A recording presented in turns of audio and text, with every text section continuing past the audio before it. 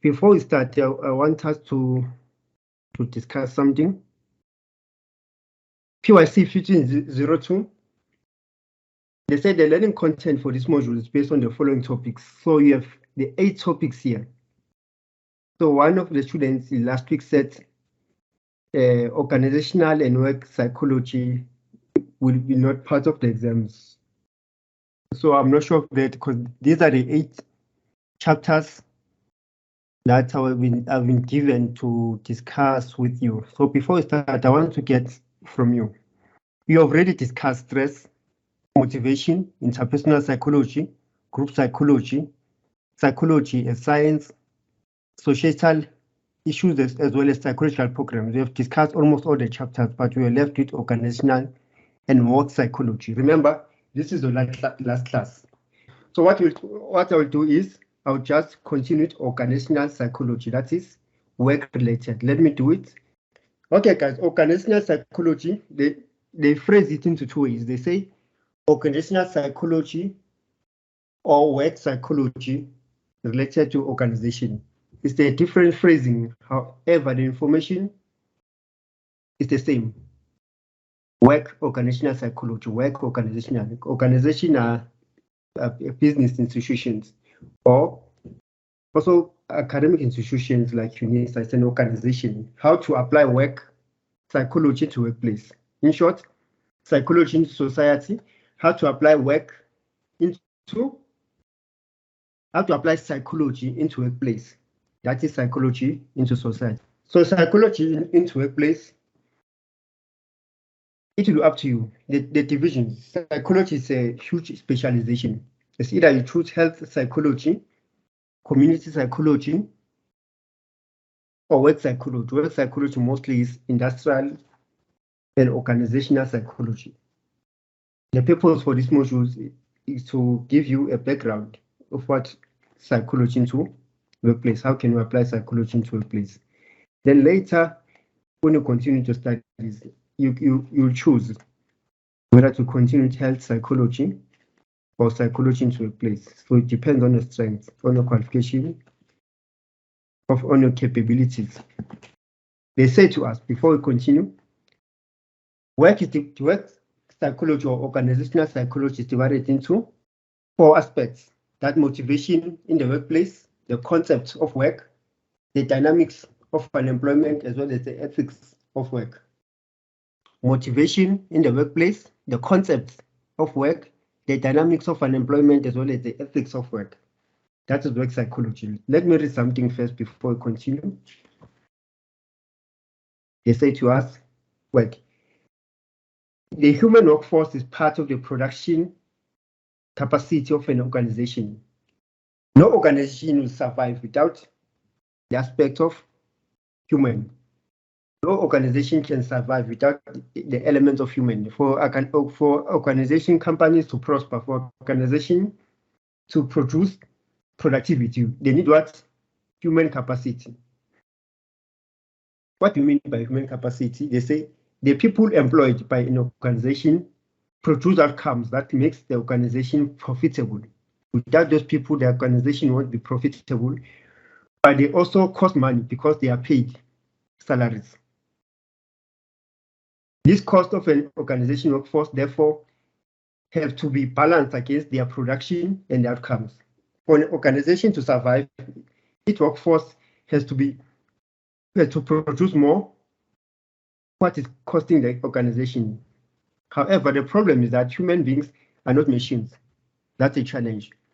Human beings are not the machines. Why are you saying that?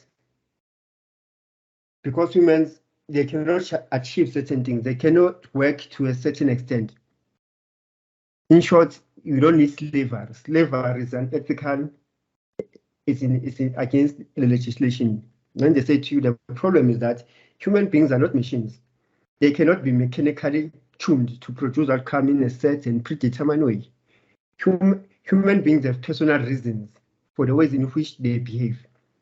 Individuals' levels of productive they say, individuals' level of productivity depend on the motivation. For us to work, we depend on what? Need to be motivated. What form of motivation? It could be salary, motivation, money-wise, recognition in your place. You need to be recognized in order to feel part of the organization. You need to be respected. They say productivity is not only the reason for keeping people into work.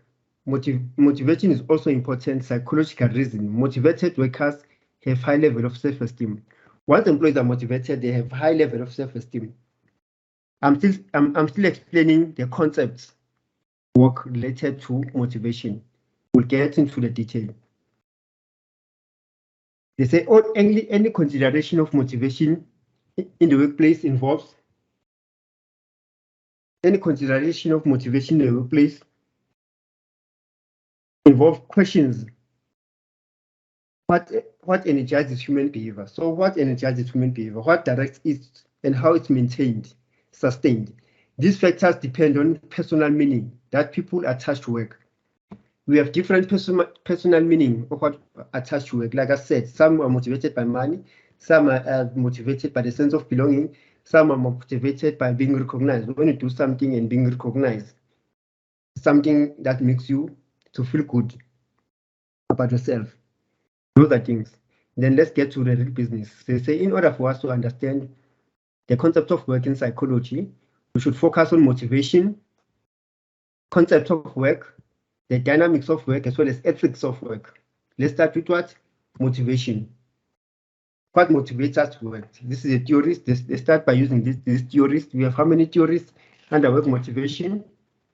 We have three theories under work motivation. We'll start with the first one, the need fulfillment theory. The need fulfillment theory, they say to us, need fulfillment theory argue that individuals are motivated as a result of their personality, disposition, and values. You see the key here? Need fulfillment has to do with personality, disposition, and values. People who satisfy their own needs, but these are not fulfilled in a haphazard way. Need fulfillment theory argues that individuals are motivated as a result of their personality. Most of the time, we are motivated by the results of our personality. We want to do work that motivates us internally, our personality. If you like to do presentation, if a person like to do presentation, being flexible, meaning that's your personality, disposition, and values. People work to satisfy their own needs, but these are not fulfilled in a haphazard way. According to Maslow, once you think of motivation, instantly you think of the theorist Maslow. There's a hierarchy of needs which needs to be fulfilled as a result of work they're up to. They say there is a hierarchy of needs which people fulfill as they work up the way. Maslow says for you to be fulfilled, for you to be a fulfilled individual, you need to process some of the needs first. You need to fulfill certain needs for you to be a fulfilled individual. What are those needs? What are those needs? Number one, they say psychological needs. Psychological needs are the lowest layer in the hierarchy of needs. At the lowest layer of hierarchy of needs, what does it include? They say these are primary drives, such as the need for water, food, sleep, and sex. That's the need number one. According to Maslow, for us to be a productive individual, for us to be fulfilled in all aspects of life, we need to firstly achieve the basic needs. We first need to achieve the basic needs: food, water, sleep, and sex. We know water is a survival need. You can't live without water. You can't live without food. You can't live without sleep. But when it comes to sex, they're not just referring to sex as any sexual intercourse. We shouldn't confuse that. They're not just referring to sexual intercourse. When they say the need for sex, when you break it down, it's a need for affection. Affection, why? How affection? Gender-based. You are taught sexual roles when you're young, gender roles when you're young. You are taught that the boy should behave like this, the female should dress like this, to behave like this. Meaning, Sexual orientation, they're referring mostly to sexual orientation, not actually sexual intercourse, sexual orientation. For you, your identity, basically. What your identity is based on your identity, yes, sex. You are taught from young age that this is our identity. Then you choose want to become older. However, our behavior will still be based on identity. Remember, males has their hormones. Same as females, they have hormones, meaning our hormones will drive us to achieve different things in different levels. Hence, they say it's a basic need. You need to have an ability to know yourself. You need to have an ability to know your identity. In that way, you can continue achieving the needs. Then the next layer of needs, they say the next layer of needs comprises the need for safety and security. The need for safety and security. Then comes the need for love and belonging. The need for safety and security is to be secured psychologically. The feeling of being secured and security. Secured how? Financially secure. Most of the time it's financially secured. Safety, you need a shelter. For you to be fulfilled, you need you need to be in a safe environment or a self-working environment. Because we're dealing with work, let me be more specific, a secure work environment. So here, in order for you to be a productive employee, or what are you working toward? Some people, they work, however, most of their money you'll find that it satisfies only their basic needs like food, some in shelter. That's their need. If they can eat and get a shelter, that's how they survive. Depends on your needs. Then they say the next level of need comes the end, the need for love and belonging. The need for love and belonging, that is this layer of needs concern our desire to obtain and give affection and to feel that we are part of the group, we contribute to the group and the society that we belong to. The last one, not the last one, the fourth layer of need is a self-esteem, the desire to develop a sense of self-worth. Finally, there's a need for self-actualization. Let's come up with an example in order to explain this layer of needs in relation to workplace. Firstly, you apply for a job. You decide that, no, I need to apply for a job. I don't have a job. You apply for a job. Why do you need a job? You need a job not only to fulfill your desires, your dreams, but you want to make a living out of it. That's a key motivation. You want to get paid. You want to get a job just to survive, to manage, to be able to be financially secured and survive. They say number one, physiological needs are the lowest layer in the hierarchy. These are primary needs such as water, food, sleep, and sex. Water. Yes, to do what, get water in the tap. But there are alternatives on how to get water. We buy water at times. We need food. How are you going to get food if you're not employed? Because you cannot live in handouts, through handouts. Even the street kids, they have their own way of working. Either they sell certain things to the scrapyard, or they wash their cars. If they don't wash their car, parking lots, that's where you find them. They survive with 3 rents, 5 rents. Meaning the basic needs circulation in the workplace. You need water and food. That's the initial dream. That's the initial goal. I need to work and get stability. So how you can get stability? Through eating. Your physiological needs, you need to strengthen first your basic needs. Then you get a job. You get a job, yeah, let's assume you get a job now. Then you can manage what? As soon as you get a job, meaning it's easier now to fulfill your biological needs. Before you think of something else, it's easier now to maintain your biological needs. They say the next level of need is safety and security. Not safety and security, safe and security or secure environment. Financial stability, do have it now.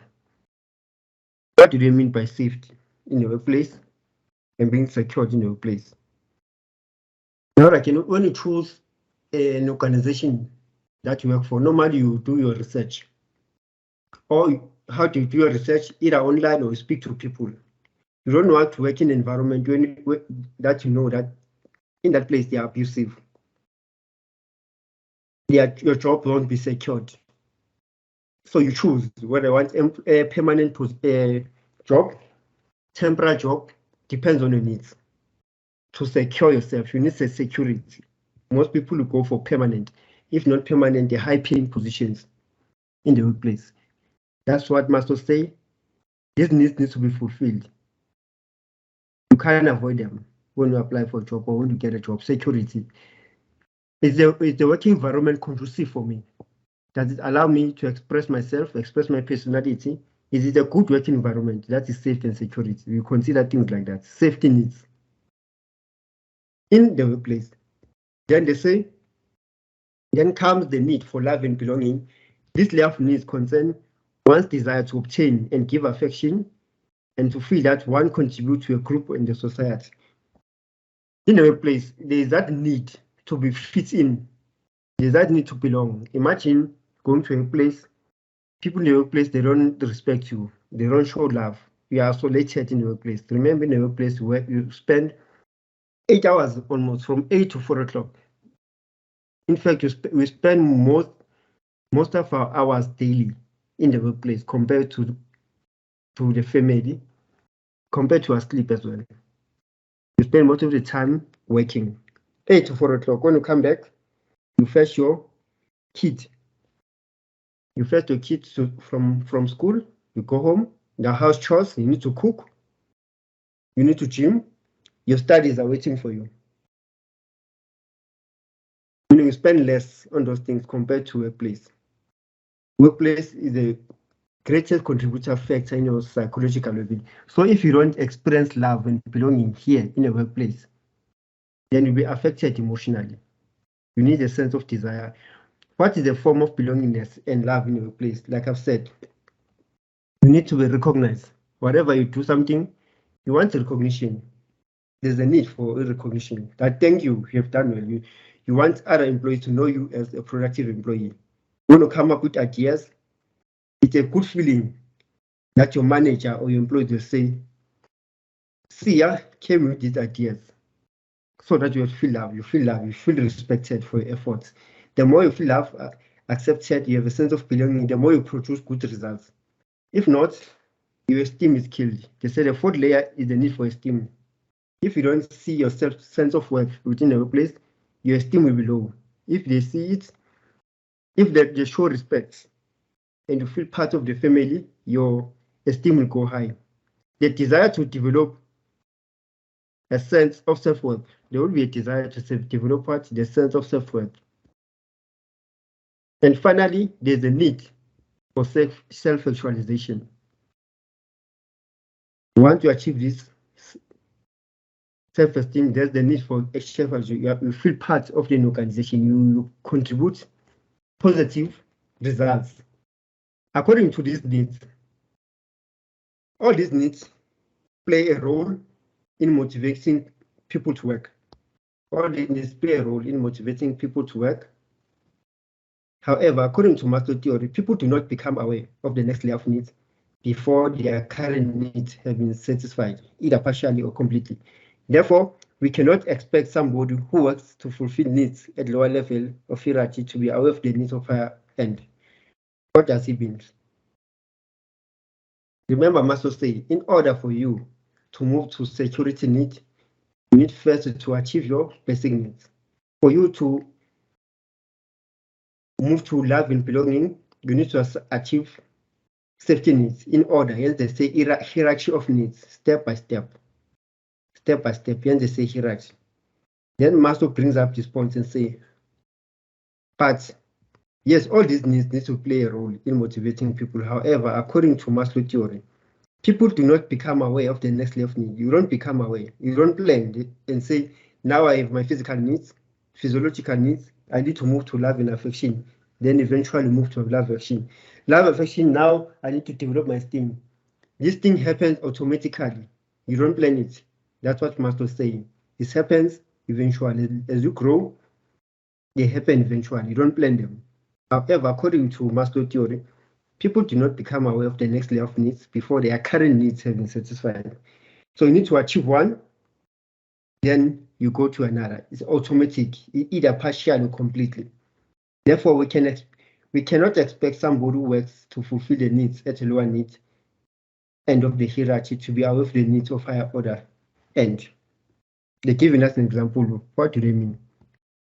An individual who has to work just to satisfy his or her basic needs, for example, affording meals, sees work as a means of survival. You see?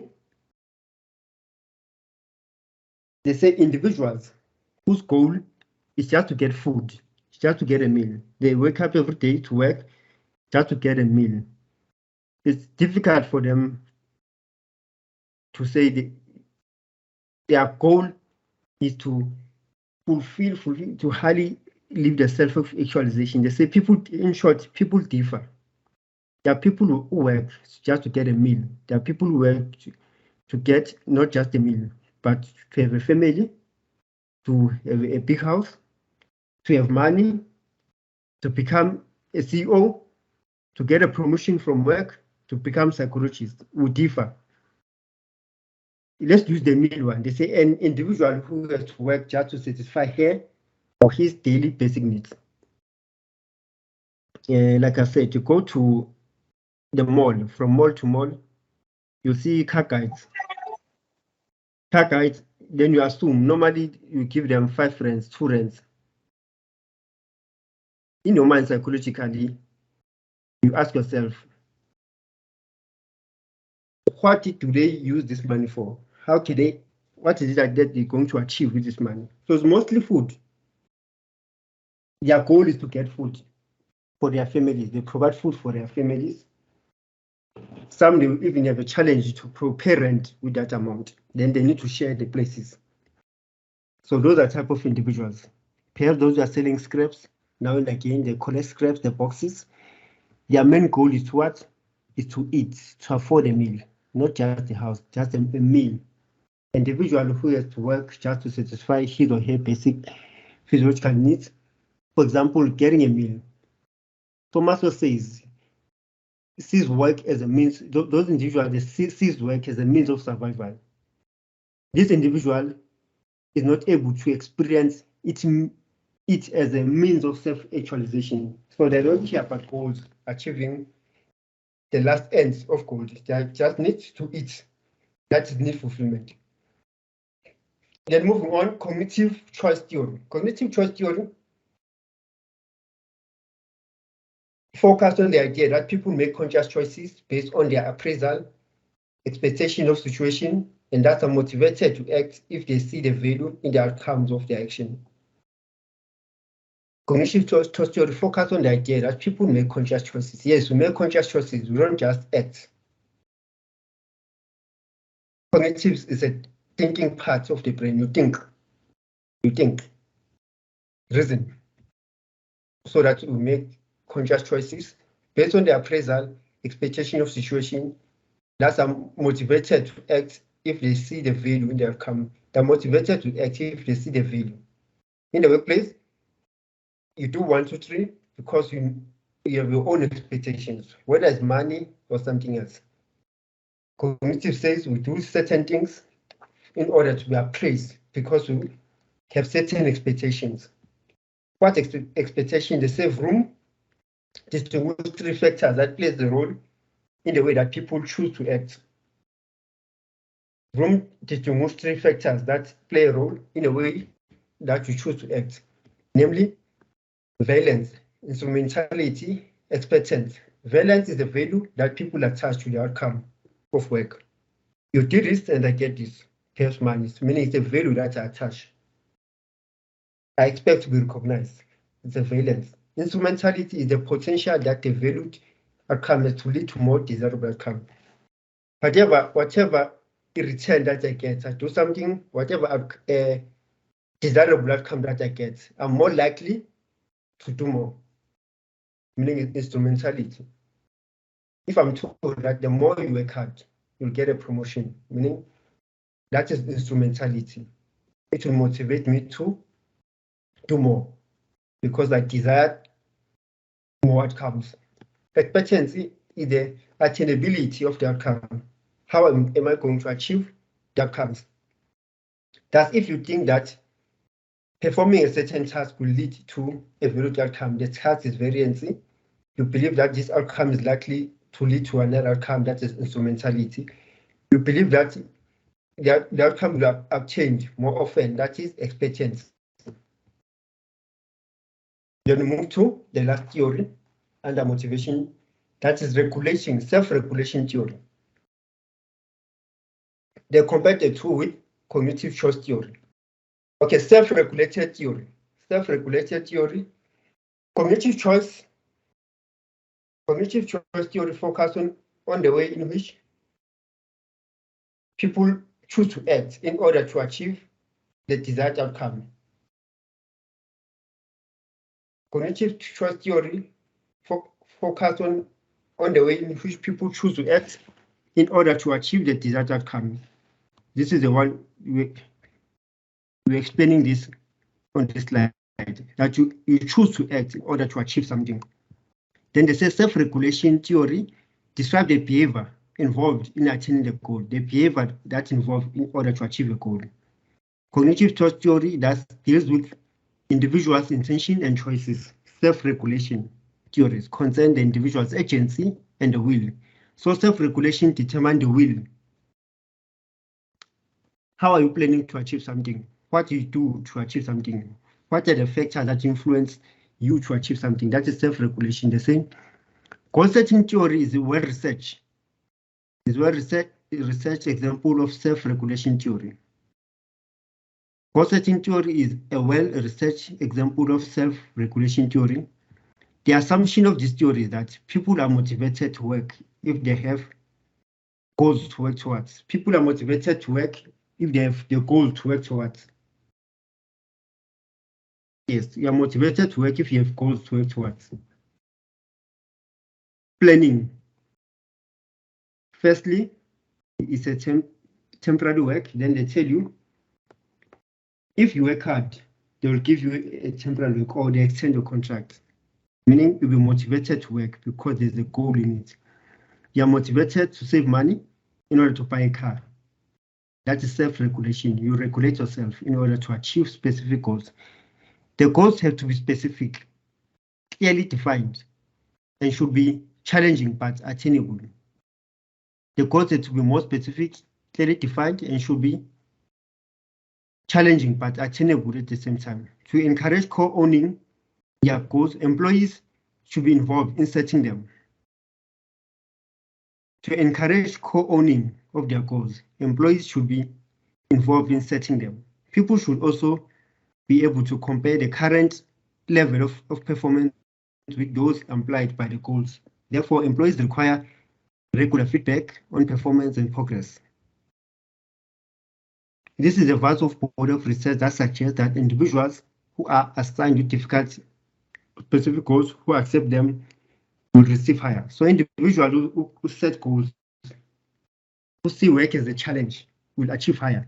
That is self-regulation. They say to us, in order for us to understand self-regulation, we need to be able to understand this table. The relationship between job satisfaction in relation to motivation and hygiene factors. So those are the key. The key under cognitive choice, they say individuals choose to act. Working is determined by our choices. Self-regulation, they say work is determined by what? Agency and the will. That is self-regulation. You are determined by a sense of agency and the will. That's the difference between the two. Cognitive, they say, is intentions and choices. Self-regulation, they further say the relationship between job satisfaction, motivation, and hygiene factors. Hygiene factors, if the hygiene factors they're referring to work condition, the work condition. If the working environment is favorable, meaning it's pleasant, individuals will be motivated. You see, motivational factor satisfied. If the environment is favorable, individuals will be satisfied if it's present. However, satisfied, not certified. This will be satisfied if it's absent. If the favorable working conditions are absent, individual will be dissatisfied. If there's an absence of favorable working condition, there will be no motivation. We will experience motivation. Then they say again, if the working conditions are not favorable, they are not good, individuals won't be satisfied and will be absent, dissatisfied. But for us to work effectively, the environment needs to be conducive, needs to be favorable. Once the working conditions are favorable, meaning employees will be motivated. That's a summary. The toxic work environment won't be motivated, but if the happy environment, you will be motivated to work. The concept of work. Now we are done with the motivation aspects in the workplace. We move to the concepts of work. There are 4 concepts of work: hunting and gathering, agricultural phase, industrial development, and information processing phase. Let's start with the first one, which is hunting and gathering phase. It says, back in the days, in the beginning, there was what? Hunting and gathering, mostly by San people and Khoikhoi. Mostly in the African context, they were hunting and gathering. They say humans use objects like sticks and stones found in the environment to hunt and dig for water and food. So in this phase, humans use objects like sticks and stones found in the environment to hunt. Mostly San and Khoikhoi, they use objects like sticks, trees, arrows to hunt. They live by hunting. They hunt, they eat. That's how they used to live. They also dig water as well as food. They dig water and as well as food. So males, in this instance, males were mostly hunters. They hunt males. Whereas females, they gather fruits and vegetables. Or that was their process of living. Males, they used to hunt. Whereas female, they gather what? Water and vegetables. That was hunting and gathering. Meaning, you'll make use of, you'll hunt either the springbok, the rabbits, whatever plants that they find, they either eat or use as a medication. However, as time progresses, remember these people, they used to consume everything. They find the plant, they do their research, then they use it. They came out agricultural phase. Agricultural phase came with the knowledge that no, we can't eat everything. We can't destroy the environment. We need to be in a process of keeping them through farming. Through farming, instead of eating everything, let's rather plant. That is agricultural phase. Came up with the knowledge. Let's rather plant, harvest, and grow our own food. Because here we are finishing food. They didn't have that knowledge. Yes, they'll move from place to place to get food. They'll move from place to place to get food because they didn't have that knowledge of we need to save food. So agriculture came up ways of saving. Agriculture through planting and farming will save animals.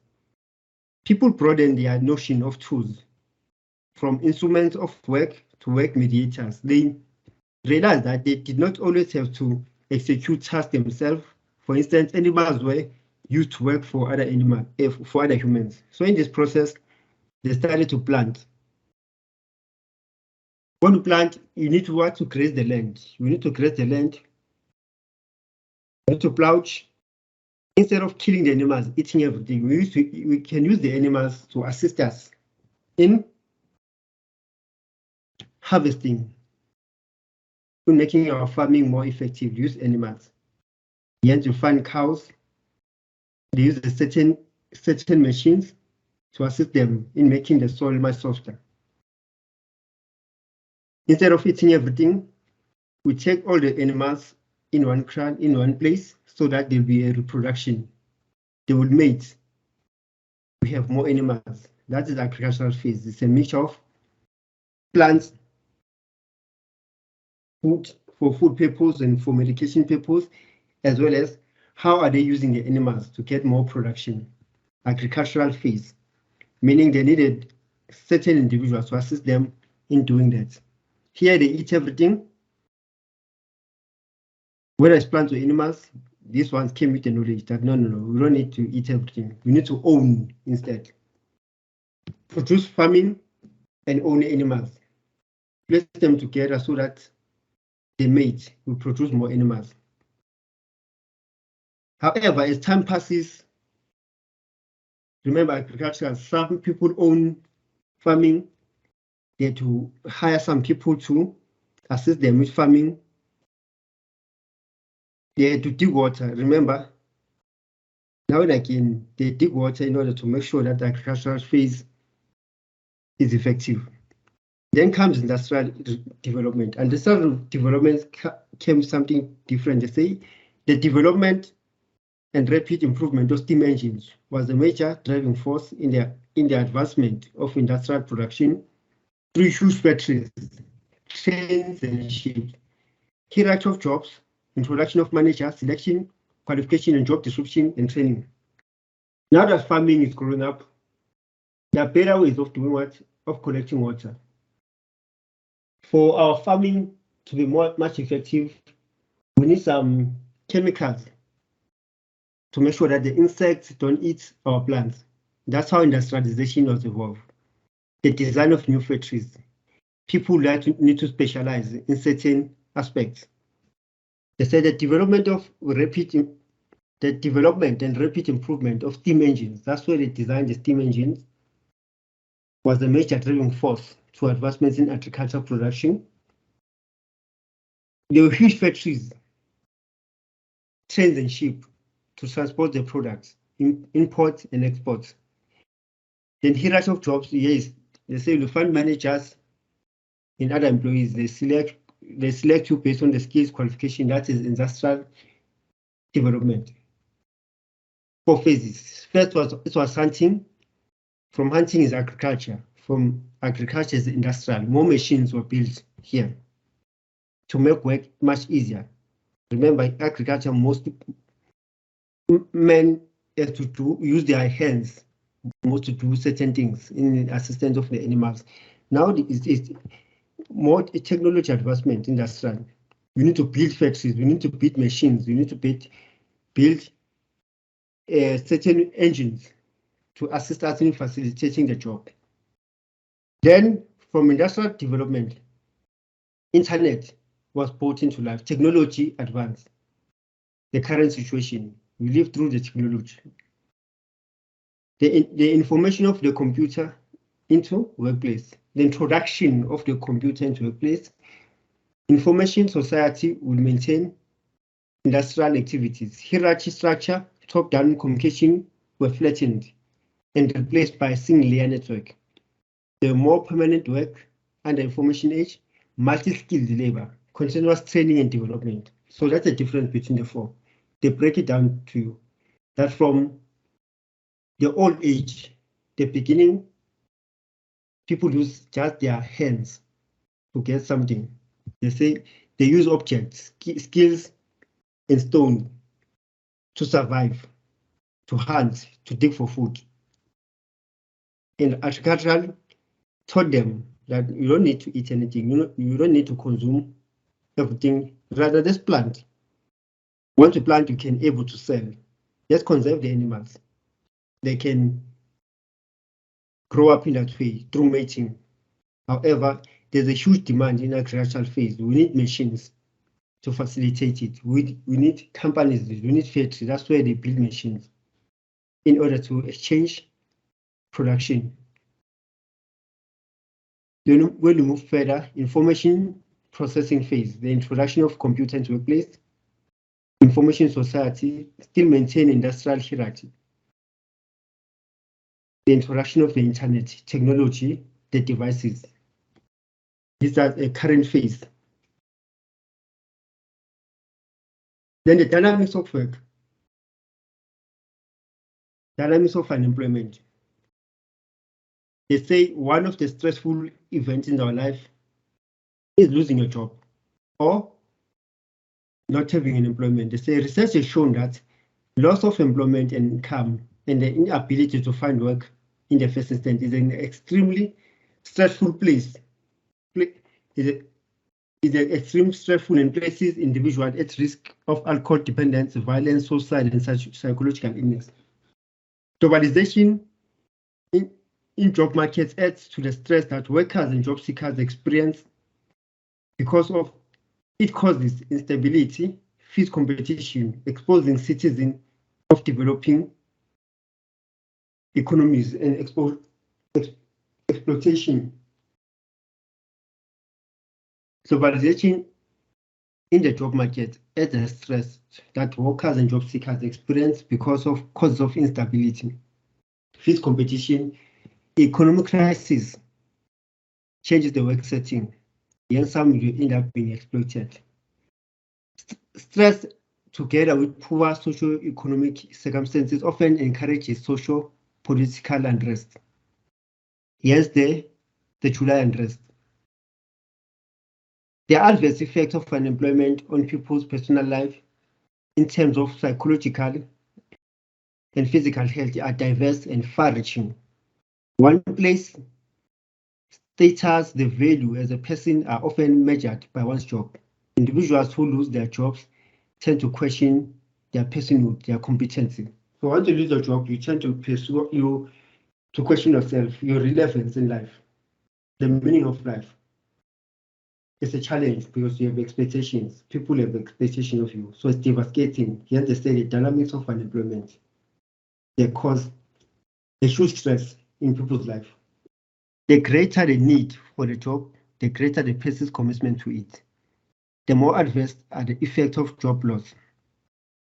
Due to job loss, unemployment, people would want to hold on to their jobs. People experience symptoms of akin to those associated with identity loss. Once you lose your job, to some extent, you lose your identity as a person. Look, for instance, you are working now, suddenly you lose your job. Chances are, at times, you even lose your friends. You tend to question what? Your identity. You don't achieve certain things, you tend to question what? Your identity.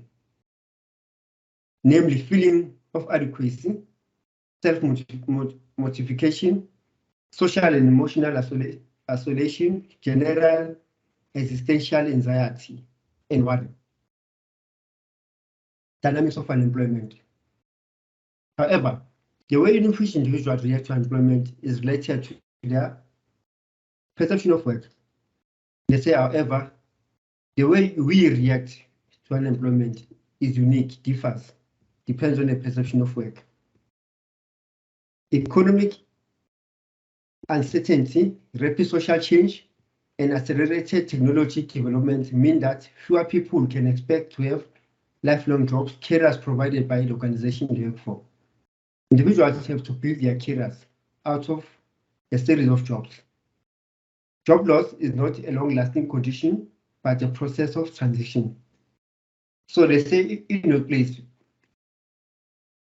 you want to achieve certain things. How? Economic uncertainty influences it. Rapid social change, accelerated developmental change mean that fewer people can expect to have a long-term job.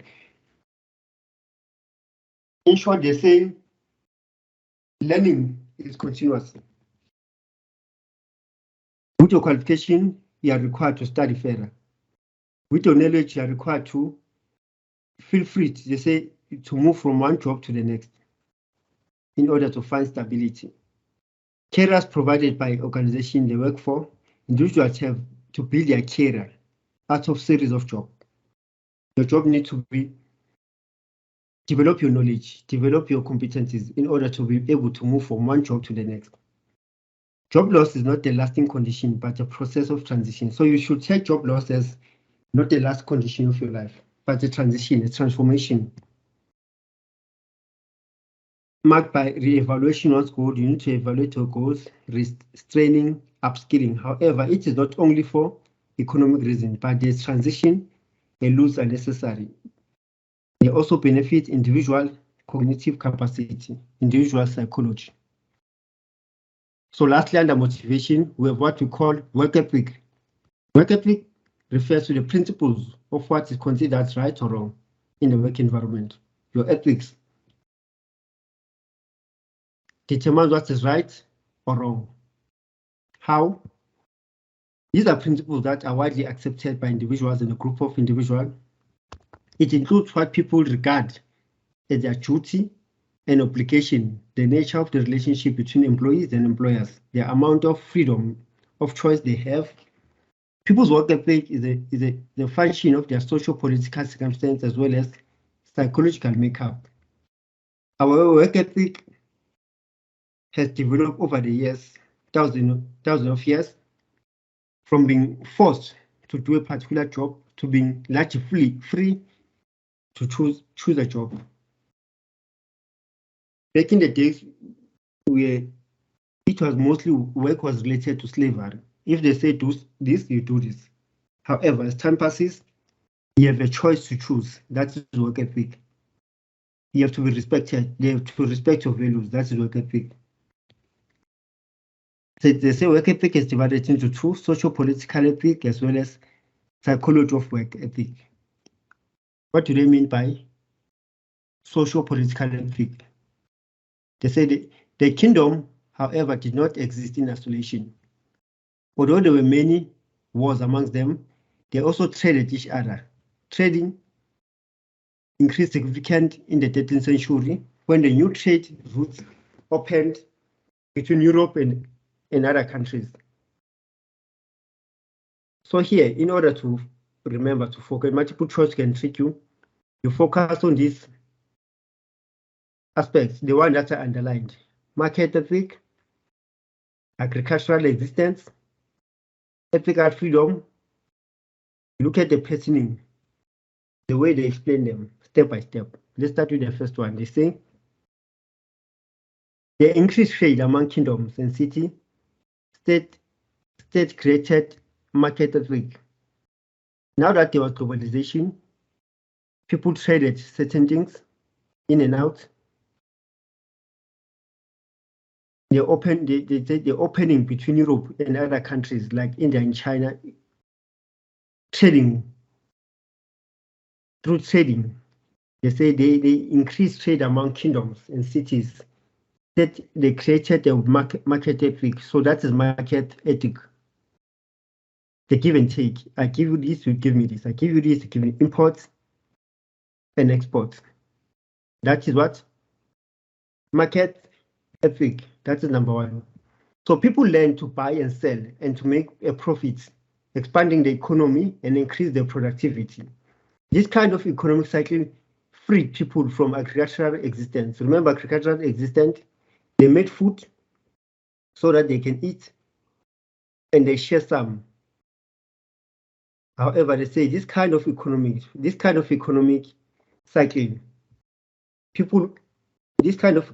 freed people from agriculture. So this kind of cycle, remember agriculture, there was also slavery. But this kind of economic cycle, give and take, freed people from agricultural existence, gradually eroding the rights of kings and autocratic stranglehold of the landlords. Increase economic freedom. So this production increased economic freedom, allow people not to be slaved through agriculture. Agriculture was too much slave, but this new aspect of doing things, they say they increased economic freedom. The greater level of literacy coincided with the cultural and social revival that swept European of the time. This renaissance of Europe brought an ethic of freedom as people learned to take their own decisions and began to measure their own worth in terms of personal achievement and well-being. So see, it starts from market ethic, import and export, agricultural existence. This type of globalization, the increase of productivity and economy, realize that agricultural existence has influences slavery. Some people want to get wealthy over the others. Then it was scrapped away. It still exists, however, it was overpowered by what? The economic cycle. They say this kind of economic cycle freed people from their agricultural existence, gradually eroding their rights, considered now their rights. Increased economic freedom and greater level of literacy considered with cultural and social revivals that swept Europe at the time. This renaissance of Europe brought an ethic of freedom. They say, as people learned to take their own decision, began to measure their success in terms of personal achievement, the conflict came to a head with Protestant Reformation. So you highlight Protestant Reformation. From ethic freedom comes the Protestant Revolution, spearheaded by Martin Luther. The Protestants believed that in the goodness of work, that one had to earn goodness through working for the glory of God. It says, when you work for the glory of God. That's the bottom line. Protestants believed in the goodness of work. When you work for the glory of God, meaning they are not encouraging slavery, laziness. They say you need to work to show glory to the Lord, to God. The Protestant worldview resulted in a Protestant work ethic. The Protestant work ethic played an important role in developing the modern economic system. The Protestant work ethic played an important role in the development of the modern economic system. How did they do that? They say it propagated the following ideas. It came up with these ideas. They say people should not be idle. They should use their available time to work, because work is an inherited God. People should not be lazy. They should work. They should use their available time to work. That's how to glorify God, the good. When you work, you attract what is good. They should use their available time to work, because work is inherited good. One has to earn what one wants to use. One has to earn what one wants to use. One is not entitled to something. You're not entitled to anything. One is not entitled to anything unless one has to work for it. You work and you get what's suitable for you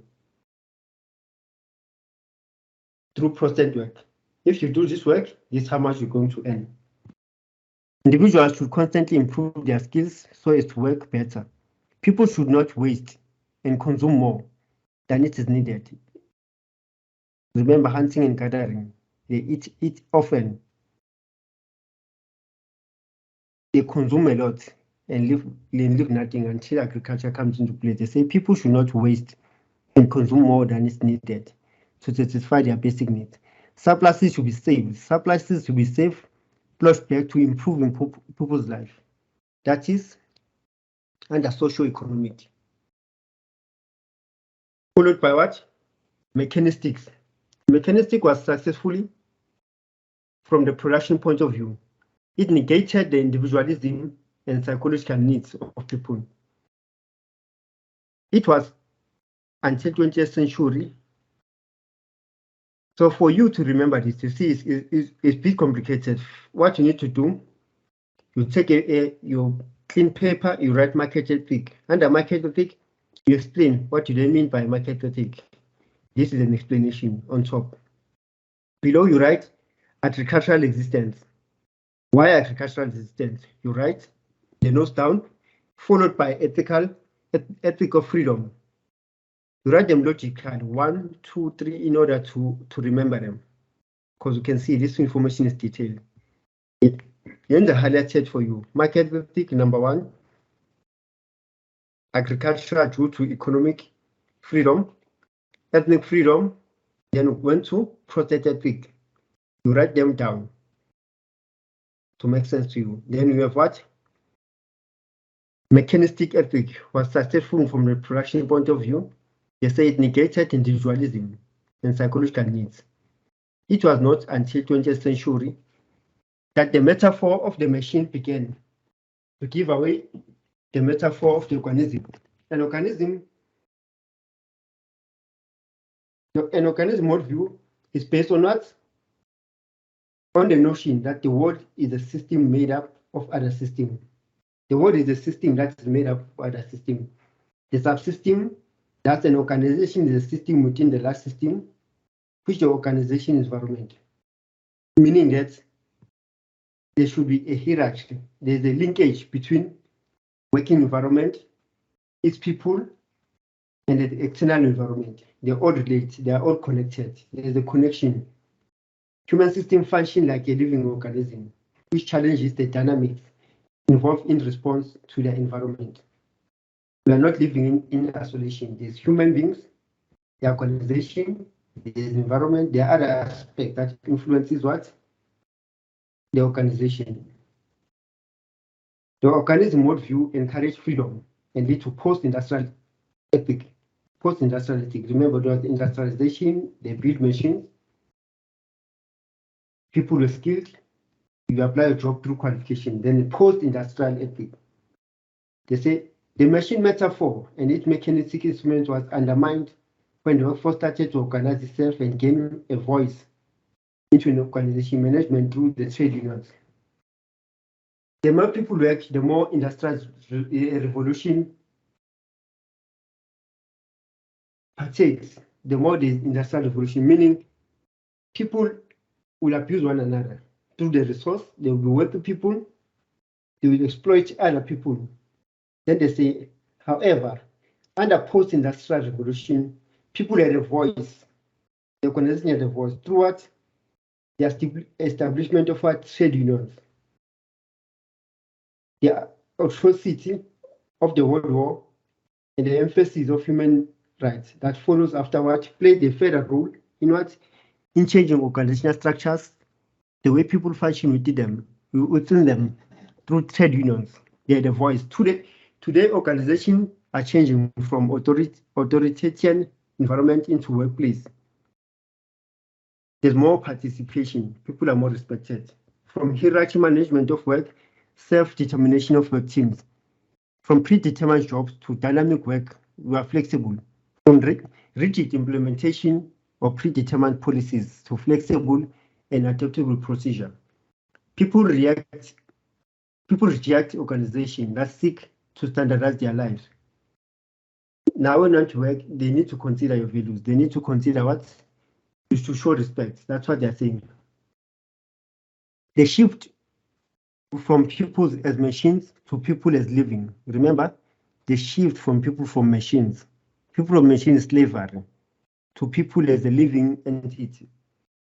Evolving system is the shift from dependency to autonomy. It is the shift towards self-agency and greater self-reliance. They say, but this also means a change in work ethic. The work ethic is changing from previous mechanistic to ethic of development. Remember that one was socio-political. Mechanistic view, you write mechanic view, explain below. Agricultural existence, you write in explanation.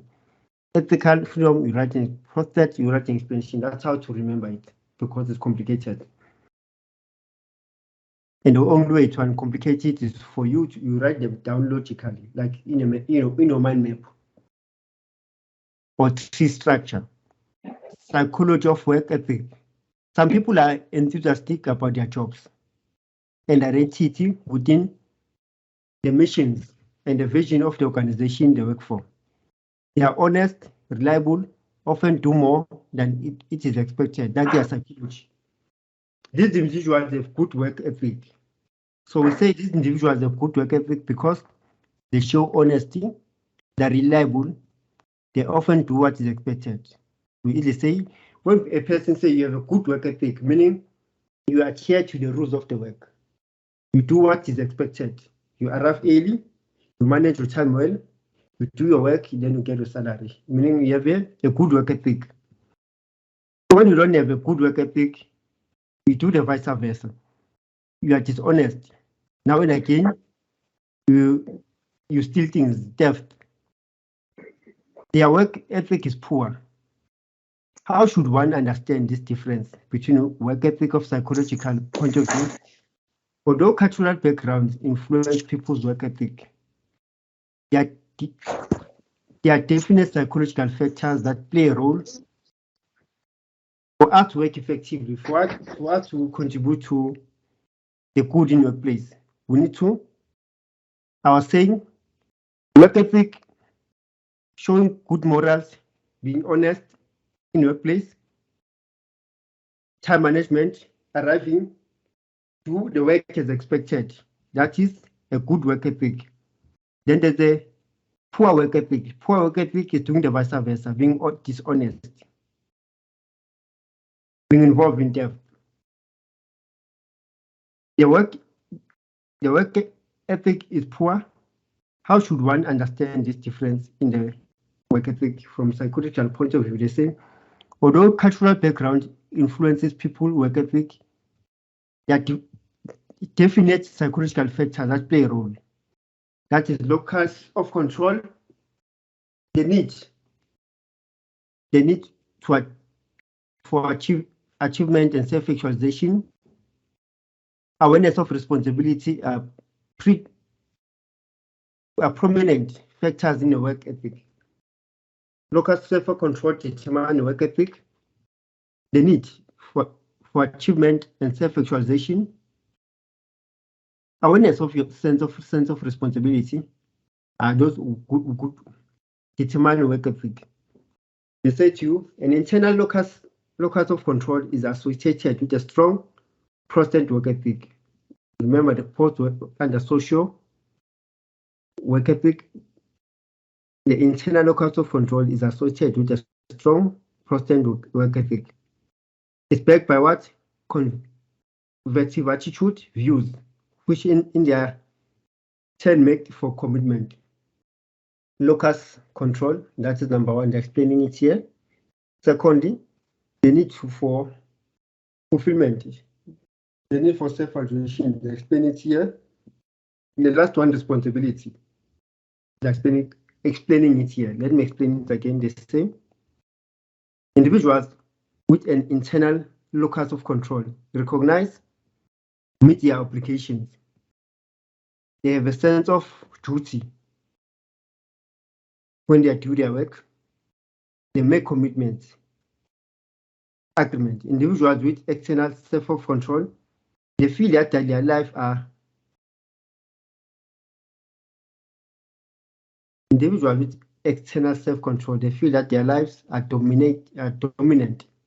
dominated, controlled by circumstances over which they have no control.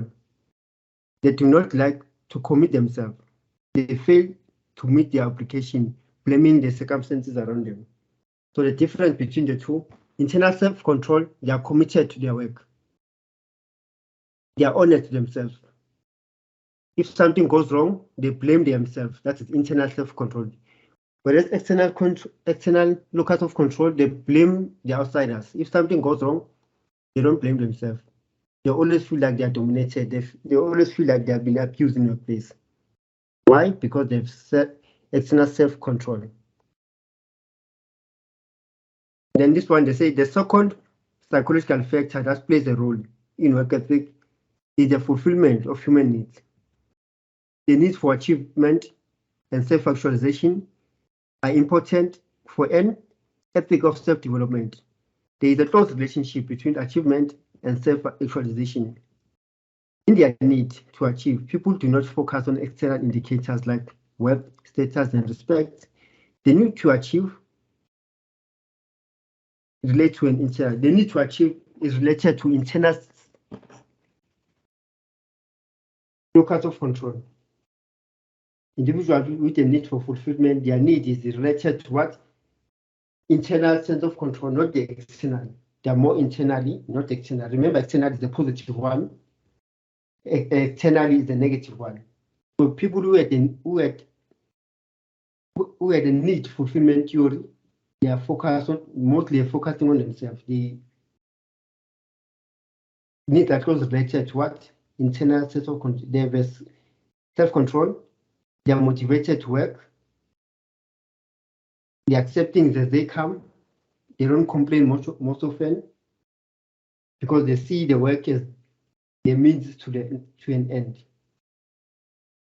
Then this one, awareness of the responsibility. A third factor that plays a role in work ethic is the awareness of personal responsibility. The awareness of personal responsibility, knowing your job. They say individual responsibility, being responsible for oneself. Logical outcomes, individual responsibility, and being responsible for oneself are logical outcomes of people's desire to be free of enforced, standardized constraints in the workplace. Personal responsibility and the rights are two sides of the same coin. They say workers have been emancipated by the culture of human rights, determined by the constitutional law, work contracts, by the shift towards a greater freedom and personal agency, and also means shift to greater responsibility. The willingness to accept personal responsibility is closely related to internal self-control, the need to achieve, and desire to achieve more. Through what? Personal responsibility. You take your responsibilities. So that's it with organizational working organization psychology into workplace. So you are done with work psychology, organizational psychology. Step number one, your exam, when you write your exam, you use a different portal. You use a different portal, not the MyUnisa link. You use a different portal. So what you can do, you can just say my exams, UNISA logins. I hope you can see. If you can't see, you inform me. My exam UNISA login, you just type my exam. There is a link, however, you can just type it, my exams, UNISA login during the day of exam. Or you can try once you are done with the class, you say enter. Once you press enter, you'll see my exam examination timetable. You press my exam timetable. So these are the modules. Let's check on the 23rd. I think you're writing on the 23rd. Before you log in anything, you check the date. Date 2203. 2303, then you check our module PYC1502. We'll scroll down. Where is PYC1502?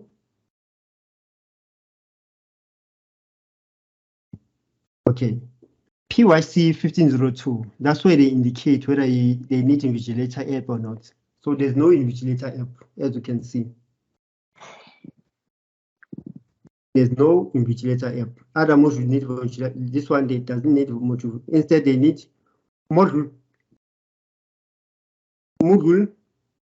protocolling. Module protocolling, you press. Then what is module protocolling? You put your details here. Your MyUnisa detail, your student number as well as your password, same as your MyUnisa. It will take you straight to the exam. So the question now is, what is module protocol? Let's check what do they mean by module protocol. Let's go back to check module protocol. We're going to Google again. How do you get the access? So you say MyUnisa. Now, say MyUnisa. You don't log in. You just say MyUnisa. We need the MyUnisa page.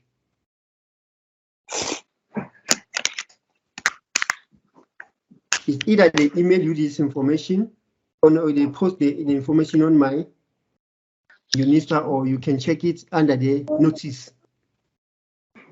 Let's check the protocolling tool. Know your protocolling tool. Let's press protocolling tool. This is the protocolling tool. Module protocol. That's the module you're writing, PYC1502. What is module protocol? They say all multiple choice exam, quiz examination, except CSET. CSET is Engineering Module Technology, except those will be protocoled by what? Will be protocoled by. Okay, let me attend to something.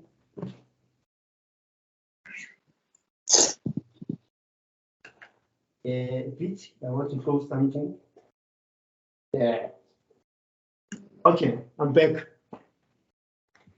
That's all your multiple choice questions. Examination multiple choice question, you use module protocol. All the multiple choice questions, they say B, determine whether your module will be protocoled by module. Yes, ours will be protocoled by module protocol. As you can see, they say this tool requires access. This tool requires access to student mobile or laptop. You can write your exam using a laptop or your mobile phone. Student must ensure that their camera is activated. Okay, step-by-step guide to preparing you for the major exam. Okay, here's the guide. And also check what?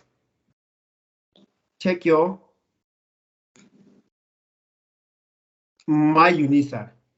The information they will send to you direct.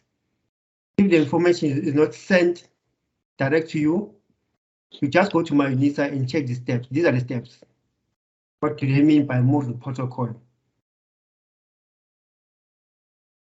Also, here's the link to train you. They say number F, prepare yourself for modeling protocol by partaking in a mock exam. You press here using either your phone or your laptop. They'll give you straight guidelines here. Hope you are fine now with the students. So on your charts, Kapsili asked a question, how can you get the links of the previous session? How do you get the previous sessions? This is how you get the previous session. This is the link posted by Bata Pichuna. So this is the link. Use this link, you'll get the previous sessions. Just press enter. You check your module. Your module is PYC1501. You check the appropriate module. You'll find the link here. The concept of stress. What is your understanding of the term stress? This is the first topic. You need to master this topic in order for you to understand the remaining topics. The concept of stress, your understanding of stress. We're doing it for the second time. So in any problem, the reason why you do psychology, the reason why you want to practice psychology is because of what? Assisting people to manage stress. Any psychological problem has stress in it. Stress is the key factor that affects people psychological well-being, physical well-being, as well as spiritual well-being. That is stress. What is your understanding of stress? Stress is the feeling we experience when things are getting too much. So stress has to do with what? The feeling. The feeling we experience when things get too much. In other words, stress is an emotional response to circumstances and events that threatens us and challenging our coping abilities. That is stress. In other words, stress is an emotional response to circumstances and events that threaten us. So anything that threatens you or challenges your behavior, that is the stressor. What do they mean when they say threatens or challenging? An emotional response or an event that threatens you, most of the time it's a problem that you face. A challenge, not a challenge, but a problem that you face. Most of the time, the events that are beyond to our will. Unemployment, we can say, is a threat due to economic challenges. Due to economic challenges, the companies have been retrenched. COVID is a threat. Is a threat because you can't control it. Losing one job is a threat because it's something that you cannot control. However, they say it's anything that challenges our coping mechanism. You studying for an exam, you making sure that you want to attend this class, meaning it's a challenge. It's a challenge, not a challenge that you can achieve. It's a challenge. Challenges are certain things that motivate your will. They say they challenge your coping mechanism. You want to attend the class, but there's load shedding. Then you consider that as a threat because you can't control it. But you attending a lesson is a challenge. It's something that motivates you, motivates your coping abilities. They say it is a physiological response to physical and psychological demands. It's also known as the stressor. So anything that stresses you, whether psychologically or physically, it is called what? A stressor. Stressors are psychological factors and also physical factors. Why physical factors? Let's say now you're experiencing headache. You're experiencing headache or stomach aches. Basically, you are sick physically, meaning that will cause stress. You can't write to exam when you're sick. You can't function effectively when your body is not well.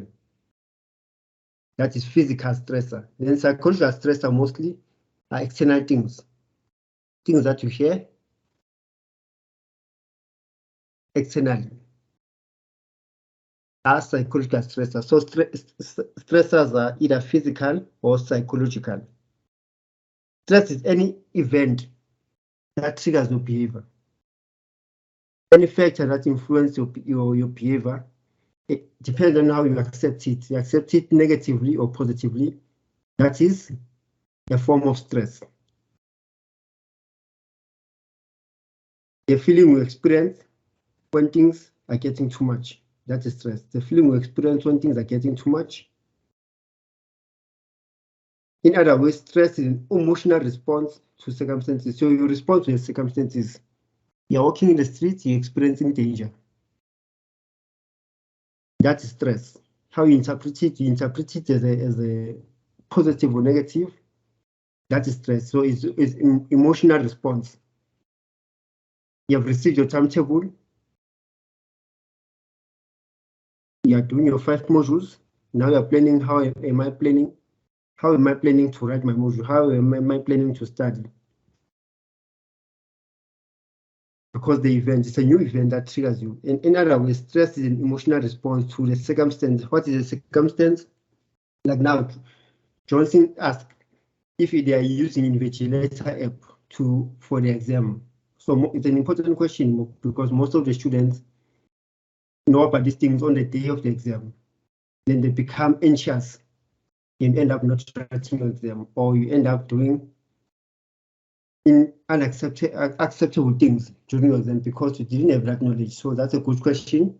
Meaning, however, now that you know that you won't be using Invigilator app, but you'll be using something else called module protocolling. Module protocolling, meaning, in other words, stressor is an emotional response to circumstances. What in the circumstances or event? The event that you'll be using module protocol is something new. For now, it will pose what? A threat, because you don't know detailed information about it. In order for no detailed information, like I've said, check it. Use the link that Ma'am Katrina sent to you. Go to my Unista, check your announcement in order to avoid what? Too much stress, so that the event won't threaten you during the exam. So that it will, instead of threatening you, it will challenge you so that you can cope with it. Stress is an emotional response to circumstances or events. It will either threat you and challenging you. However, now that you know, I'm trying to assist your coping mechanism, your coping abilities. It's either psychological or physical stress. So let's move on. For us to understand stress, the chapter stress is divided into what? 3 types of stress, 3 units. The effects of stress, the processes of stress, as well as the psychophysiological of stress. The effects and the causes of stress. So another word for effects is the causes of stress. the relationship between stress and performance. The relationship between stress and performance, as well as the relationship between stress and health. What do they mean by the relationship between stress and performance? They simply say stress is a contributing factor to our illness. Stress is a key contributing factor to our illness. What happened in that instance? What do they say stress is a contributing factor to our illness? Let me page 330. I'm opening the recommended book. They say some degree of stress are normal. Some degrees of stress are normal, but too much stress can be determinant to one's performance, and prolonged stress can have an effect. Prolonged stress, we are not talking about just many stress. We are talking about prolonged stress, a stress that happens now and again, a stress that is continuous, can cause what? Can be determinant to your performance, can influence your performance. How? The relationship between stress and performance by this theorist, Jenkins-Thompson law. Jenkins-Thompson's law says to us, this law states that performance increases as arousal increases. Stress increases as arousal increases, but this is only true when stress increases to a moderate level of arousal, where performance reaches an optimal level. They say here, at this stage, stress is at a moderate level. They say stress is true, is existing, is acceptable. Stress is an avoidable phenomenon. At moderate level is what is accepted. Like now, we are studying for exams. You can manage, you can attend the classes, meaning stress is at moderate level. Meaning your performance does not increase. You are able to concentrate, you are able to what? To carry on at moderate level. That is Thompson's law. So be mindful psychologists. However, they say what's increased beyond this level, then we can say stress is abnormal. Once stress moves beyond this level of arousal, we can say abnormality. Why do we say abnormality? Because you are unable to cope. This person becomes overstimulated. You become stimulated physically as well as psychologically. He becomes overtense and you lose concentration. Depression. It's a level of depression. Or you can manage your exams now. Your stress is at moderate level. Suddenly, you get sick and you go to the doctor. Meaning, because however, if you can't manage stress in this phase, it's levels start to, coping mechanism, performance start to drop to the lower level of arousal. You can't do anything in this phase. Firstly, at moderate level is an acceptable stress, according to Jenkins-Thompson. Is an acceptable stress. Increase beyond normal level is an acceptable form of stress. Increase beyond level is an acceptable form of stress. Then at high level of arousal, if you can't manage stress here, suddenly you move to high level of stress, high degree of stress. You can't manage anything. Your level of stress drops. Performance drops. You can't do anything. Then they say, what determines these levels? What determines these factors is factors that play a role in this relationship is complexity, novelty, and simple task. Complexity, novelty, and simple task. They say to us, let's start with complexity. Individuals are motivated by things that are challenging, complex. The more complex the task, the more you try to achieve it.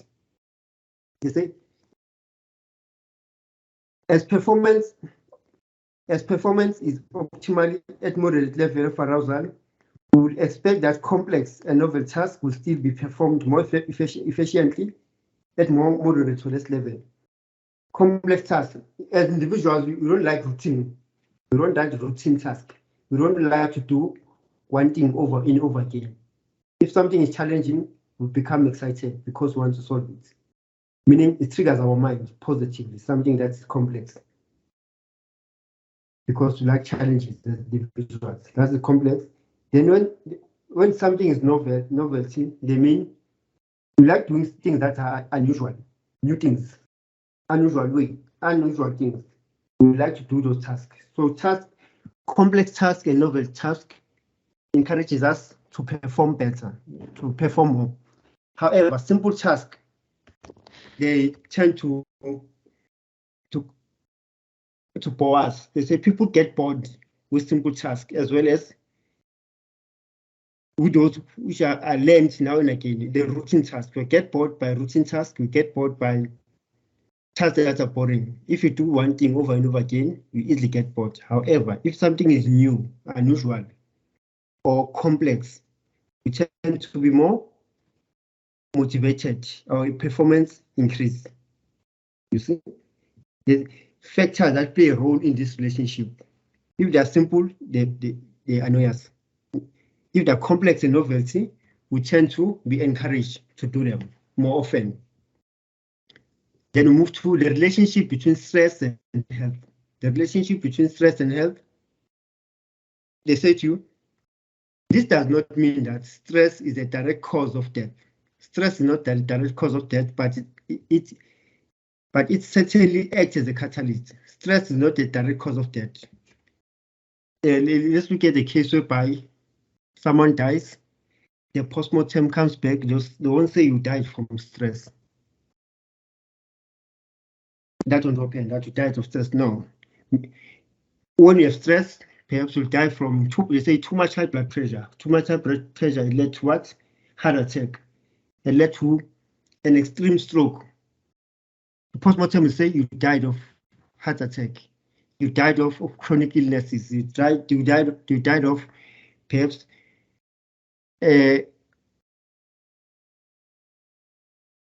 stroke, not stress. However, stress has acted as a catalyst to cause your death. Let's go through this. They say to you, numerous research studies have established the relationship between stress. It does not mean that stress is a direct cause of your disease, but it certainly acts as a catalyst for it. In other words, diseases start and develop in the presence of stress. Diseases develop in the presence of stress. If you're experiencing prolonged stress and you have high blood pressure, remember high blood pressure is either inherited or is caused by your lifestyle, not eating healthy. So here they say, in other words, diseases start and develop in the presence of stress. Then the culprit seems to prolong periods of stress, so-called chronic illness. But due to too much stress, the disease becomes what? Worse. It could be hidden, but due to stress, the disease becomes worse. They say people who experience stress over the 2-year period before being exposed to common cold virus. This is a study. They say people who experience stress over the 2-year period before being exposed to a common cold virus were 3 times more likely to catch cold than people who did not have stress. In early illness, if you're experiencing early illness, yes, the doctor will now and again say to you, avoid stress, things will be fine, avoid stress, because the more you're stressed, the more it is challenging to manage the disease or illnesses. The more you're stressed, it becomes a challenge to manage the disease. Stress can make one sick because of the hormones and the nerve that activate by stress.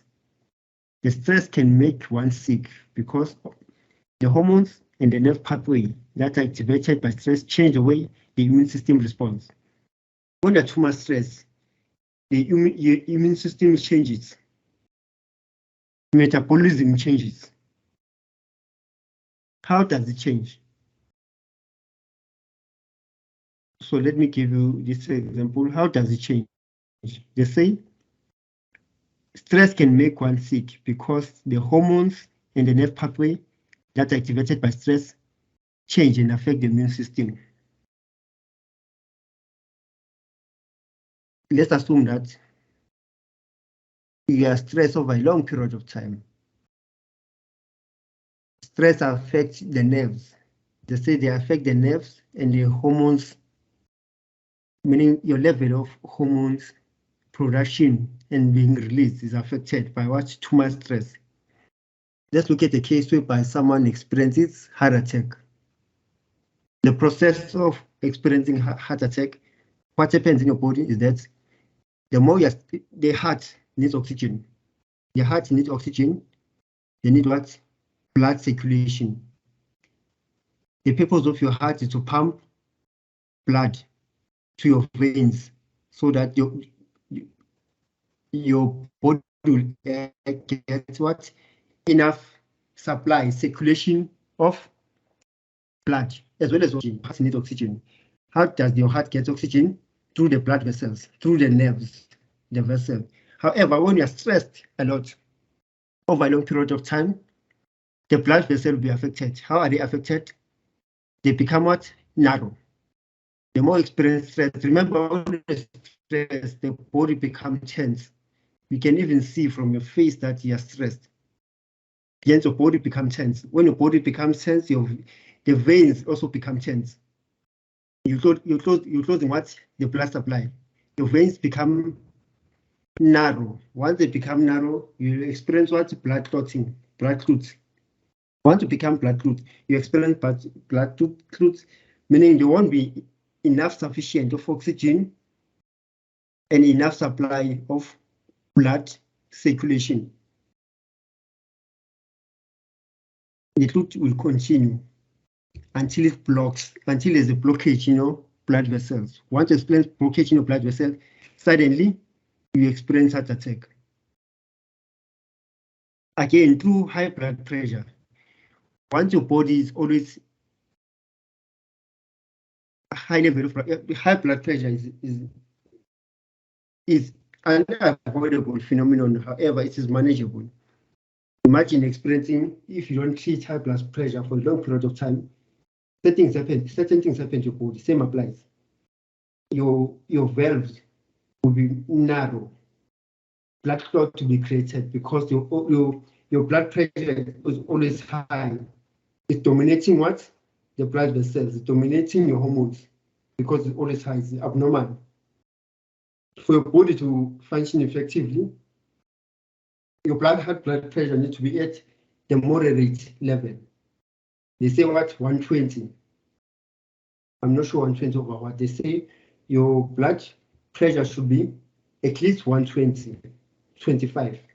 More than that, you need to check yourself. Either you're sick or something is stressing you. If it's beyond over a long period of time, it affects your blood vessels. Once it affects your blood vessels, the circulation of hormones, that's when you experience things like heart attack and what? Stroke. Due to the presence of stress, the situation becomes worse. If you are highly stressed, like meaning you high blood, whether you remember high blood pressure, either you inherited it, your parents had high blood pressure before, your grandparents or your mother, and you inherit it. If you have too much stress, they need to wake up the illness. It's easier for you to catch the illness because you are stressed a lot. Then affect organs, important organs like your kidney, heart. Those are the key organs that are easily affected by too much high blood pressure, too much stress. That is chronic repeated stress. Psychosomatic disease is either stroke or your heart. Then they say to you, response specificity. What is response specificity? For example, some people may respond Some people may respond to stress with digestive difficulties, others with skin rash. This is because they tend to respond to stress in a certain way, with a certain psychological reaction. When you experience stress, we have different indicators of stress. When some people, when they are stressed, they experience what's headache. Others, skin rash. Others, they experience numbness in their body. Yes, I normally use the term also butterflies in the stomach. When there's someone that you love, you value so much. Normally they say when the person comes closer to you, when you see the person, you experience butterflies in the stomach, meaning that is positive stress. It's an indicator that you are stressed. Some say my shoulders become numb when I'm stressed. That is a response specificity. We differ. Some they experience what? Stomach upset. That is response specificity. So chronic stress is the stress that you experience for a long period of time. Psychosomatic diseases, physical diseases like high blood pressure, heart problems, stroke related. How does stress influence your diseases? Then response specificity. When you're stressed, which parts of your body react to stress? How do you know that now I'm stressed? I'm stressed a lot. Which part of your body responds? And this part of your body, they say, the more you experience stress, your response specificity perhaps is your shoulder. That's where you'll get stroke. Because that's your vulnerable part, meaning those parts are vulnerable to stress. Once you experience stroke, meaning it will be that part due to a response specificity. Those are your vulnerable parts. They are likely to catch stress. Moving on, they say the processes of stress, the effects of stress, the processes of stress, as well as the psychophysiological stress. We're explaining the effect of stress. Now we're moving on to the process of stress. The process of stress are how many? They are divided into two. We have Hans Selye as well as the contextual model of stress. Hans Selye, the psychological process of stress, the contextual model of stress. Hans Selye says theories for general adaptation syndrome, the GAS.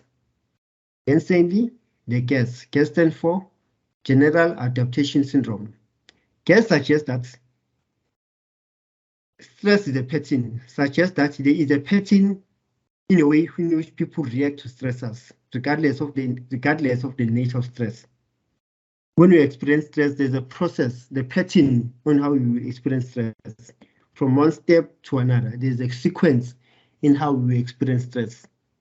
That is GAS, they say. So the key is the pattern. Multiple choice question, the pattern in which we experience stress suggests that there is a pattern, step by step, a sequence on how we experience stress in a way that in which people react to stress, the reaction to stress, regardless of the nature of stress. Three phase processes. One, you have alarm and mobilization phase, resistant phase, and exhaustion phase. Step number one, alarm phase is a process of the first contact with stress. They say the first reaction is to be alarmed. We become aware of the presence of stressor. The first reaction is to be alarmed. Hence they say mobilization and alarm phase. We experience shock. Our ability to cope with the stressor drops beyond the normal level of coping. However, the body encounters what? The effect of being alarmed by releasing hormones that will help us mobilize against it. An example here would be while you are driving, it's either you're driving or you're working or you're attending to this class, suddenly you hear what? Perhaps gunshots. You are studying, suddenly gunshots around your area. You become what? Alarmed. You identify the sound. The sound, then you experience what? Shock. Because something that you don't expect. And you know that guns are dangerous. When you hear gunshots or people approaching you as if they're going to rob you, in your mind, you become alarmed. They say we experience shock.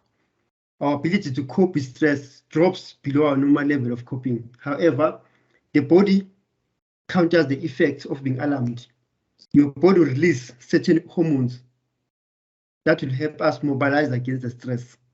At first, you see a danger, meaning you are being alarmed.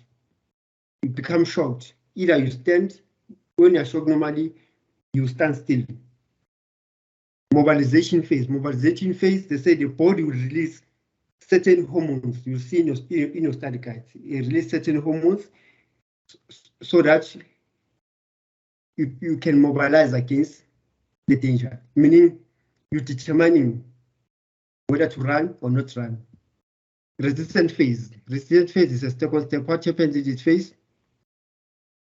They say if the stress persists, during this phase, we try to deal with the stressor.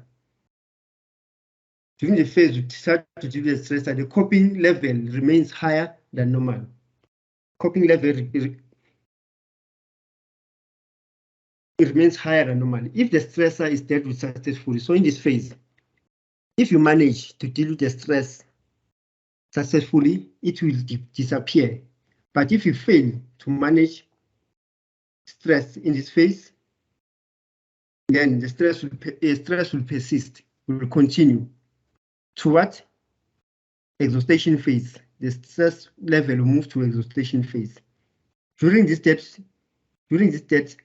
third stage in the process, our ability to cope declines sharply, quickly drops below our level of coping mechanism. If the situation continues, we finally reach the point where negative consequences of stress begin to show. In summary, here, alarming phase, the first contact of stress. Either you hear something or you're challenged by something. You feel it. You determine how effective is the danger, or is it danger or something that you can manage. If you can't manage it, it moves to resistant phase. They say resistant phase is a stage whereby it's either you either deal with the stress successfully or not.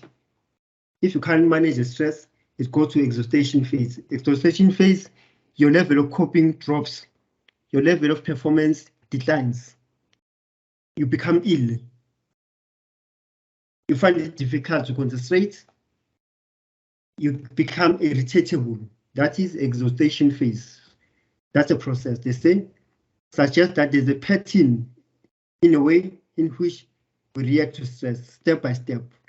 Pattern number one, alarm, you see the stress, or you experience stress. Two, how can you manage it? It's either you manage it or not. If you can't manage it, you go to exhaustion phase. The exhaustion phase, your level of coping drops immensely.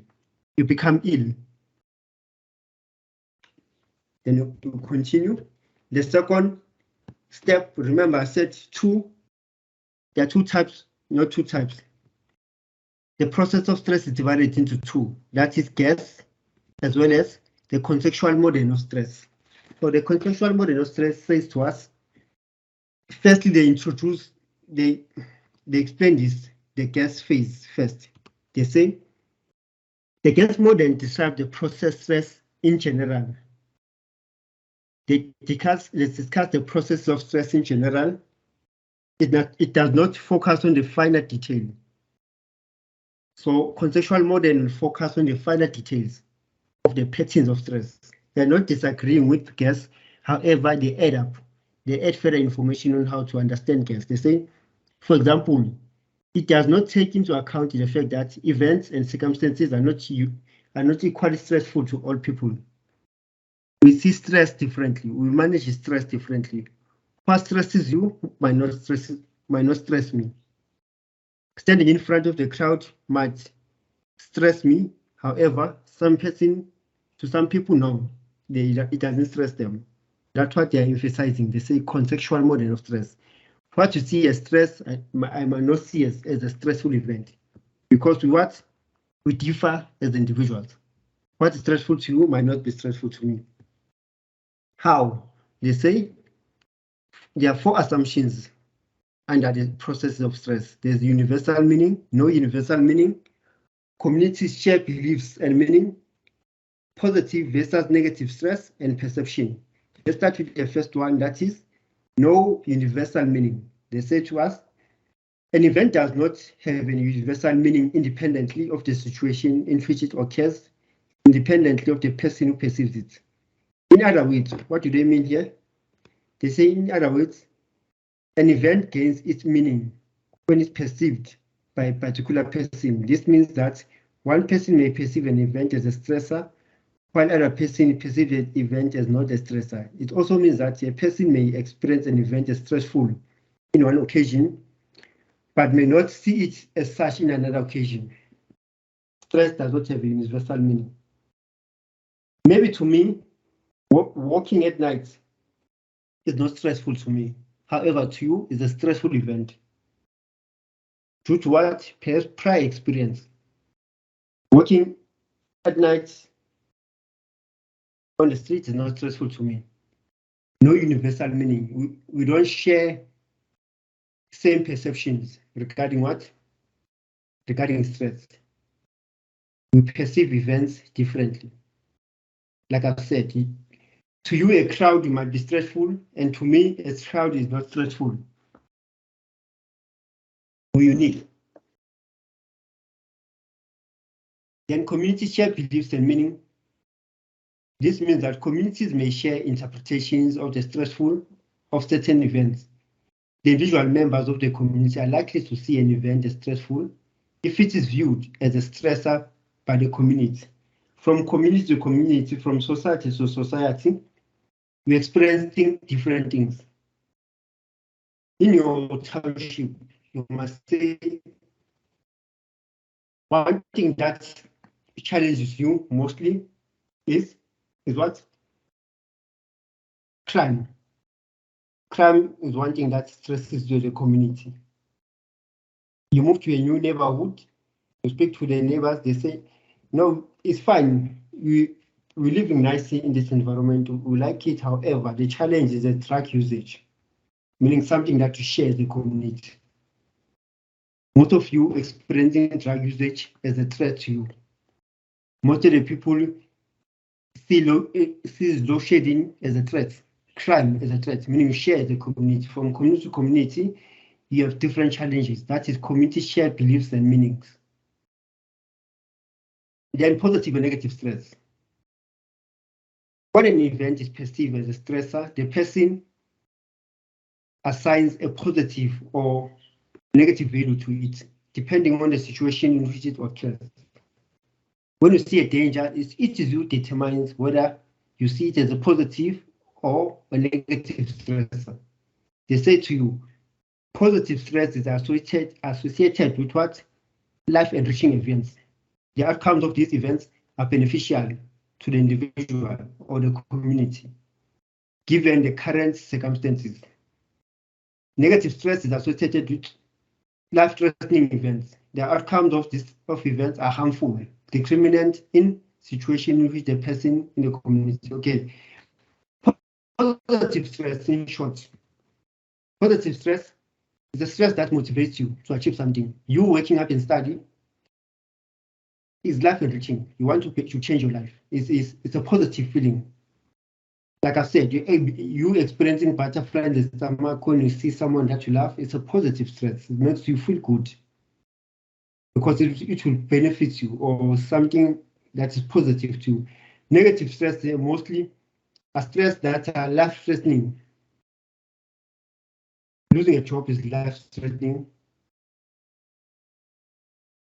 A feeling of being robbed, a fear is life-threatening. COVID, now and again, they tell us cases will increase.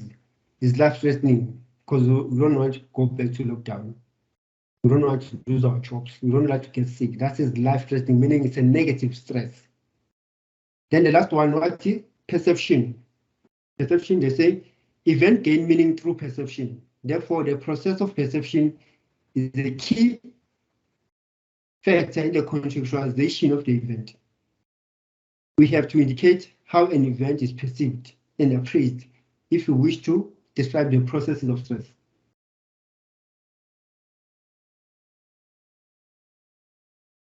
They say events gain meaning through perception.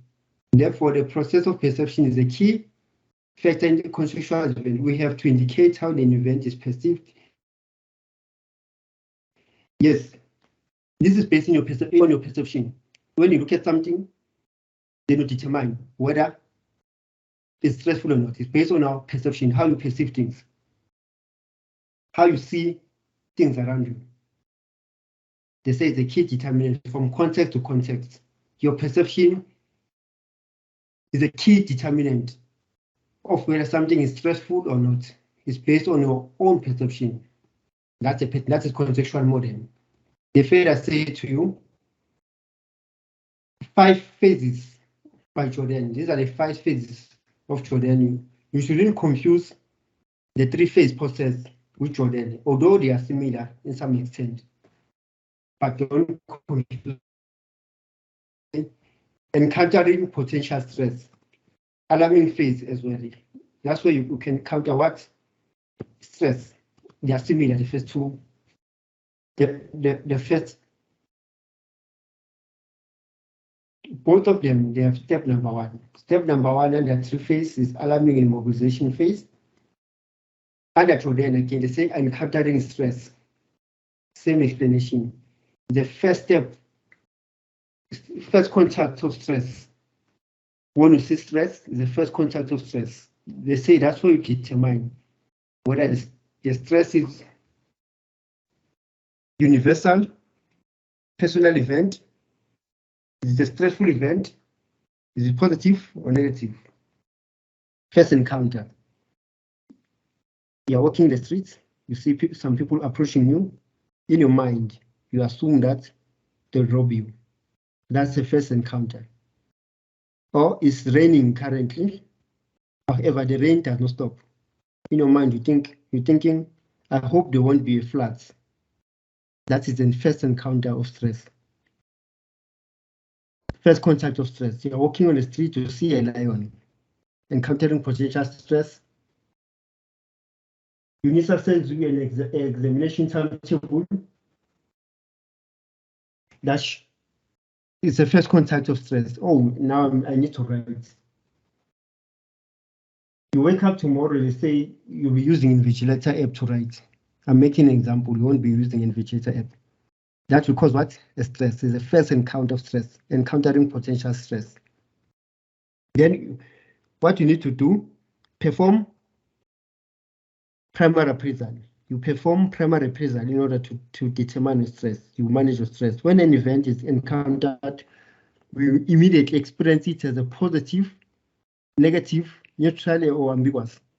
When you encounter something for the first time, that's process stress. You need to determine whether it's a negative stress, depending on your labeling. When you look at it as a positive stress, that's fine. You're looking at it as a negative stress, that's fine. That is performing primary appraisal. You determine whether it's something that you need to fear or something that you need to challenge. Is it positive or negative? Now that you have determined whether stress is positive or negative, you start to experience it. How do you experience it? You look at something and you say, this is danger. Your interpretation of stress is danger. Now you're experiencing. How do you experience it? When you see danger, what do you do? That's why your high blood pressure will go high. Heart rate goes high because you see danger. However, if you see it stress as positive, it's mixed emotion. Your reaction will be different. You become excited. You become happy. You become joyful.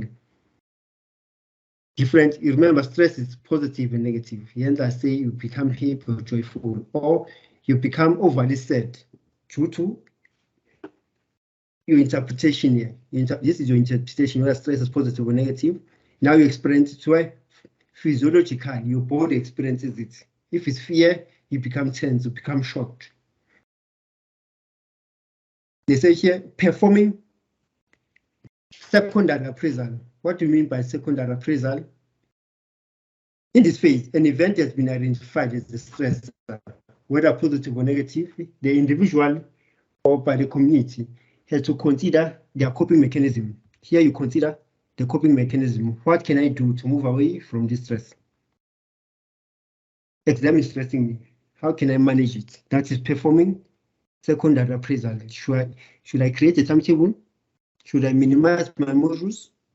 Should I get a tutor to tutor me before I write an exam? Should I get a new device because they say that it's online exam? Should I buy a new laptop? In that way, what you're performing secondary appraisal. Once you are sure of the strategies that you're going to use for exam, then you apply them. Apply coping strategies. You apply them in action. You apply coping mechanism. Last one, under the stress, they say the psychophysiological of stress. The psychophysiological stress is divided into three. It's a repetition that stress affects you physically, affects you emotionally, affects you. Psychophysiological is the relationship between body and mind. The relationship between what? Body and mind. Physical tension, remember, is externally and internally. The stress is a feeling we experience when things get too much. In other words, stress is an emotional response. So we did that.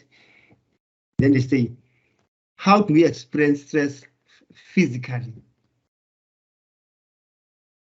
They say all living bodies maintain some degree of tension.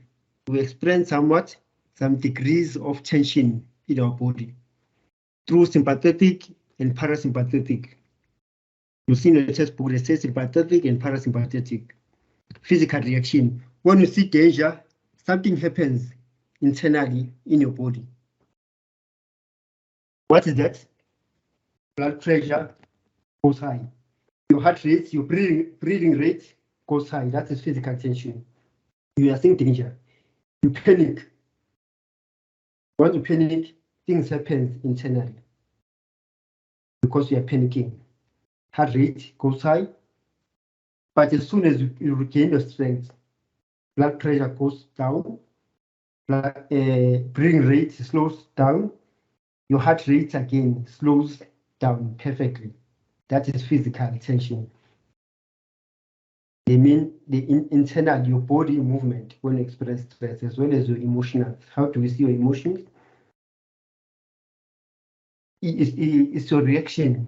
We see them through your behavior, reaction-wise.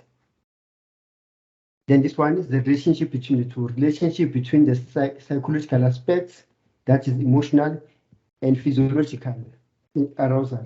That's a relationship between the two. Mind reaction as well your body. Here, we are done with stress. Before we move on to the last section for today, human nervous system, let's discuss. Let me get your questions. Our last topic for today, human motivation. Human motivation. What's the understanding of the term human motivation? So bear in mind, this is a repeat, so I'll just be quick. The same motivation is defined as a process that initiates, guides, maintains goal-oriented and directed behavior. So these two, stress and motivation, you'll get most questions in that because they are detailed. Motivation is defined as a process that initiates, guides, and maintains goal-directed behavior. For instance, you making food, the need to eat of motivation. The same motivation is defined as a process that initiates, guides, and maintains goal-oriented directed behavior. Any form of motivation, any form of initiation is through what's called a process called motivation. You wake up in the morning and you make sure that you want to attend the class. That is motivation, meaning you're motivated. Once you feel that motivation, you initiate, you guide your behavior because you want to achieve a certain goal. Motivation is defined as a process that initiates, process that initiates you to do something, guide you to do something, to achieve your goals. Motivation refers to all mental activities that compel organisms into action. Motivation refers to all mental activities that compel organisms into action. Then basically, in short, they say motivation is what causes us to act in a certain way. Motivation is what causes us to act, whether it is simple as going to the toilet, simple thing as going to the toilet, eating because of hunger, or enrolling for the qualification. That is motivation, because you want to achieve something. For this process, they fall under motivation because you want to achieve something in the end. Motivation is divided into two aspects. For you to understand motivation, it's divided into two aspects. Aspect number one, the nature of motivated behavior versus the process of motivated behavior. The nature,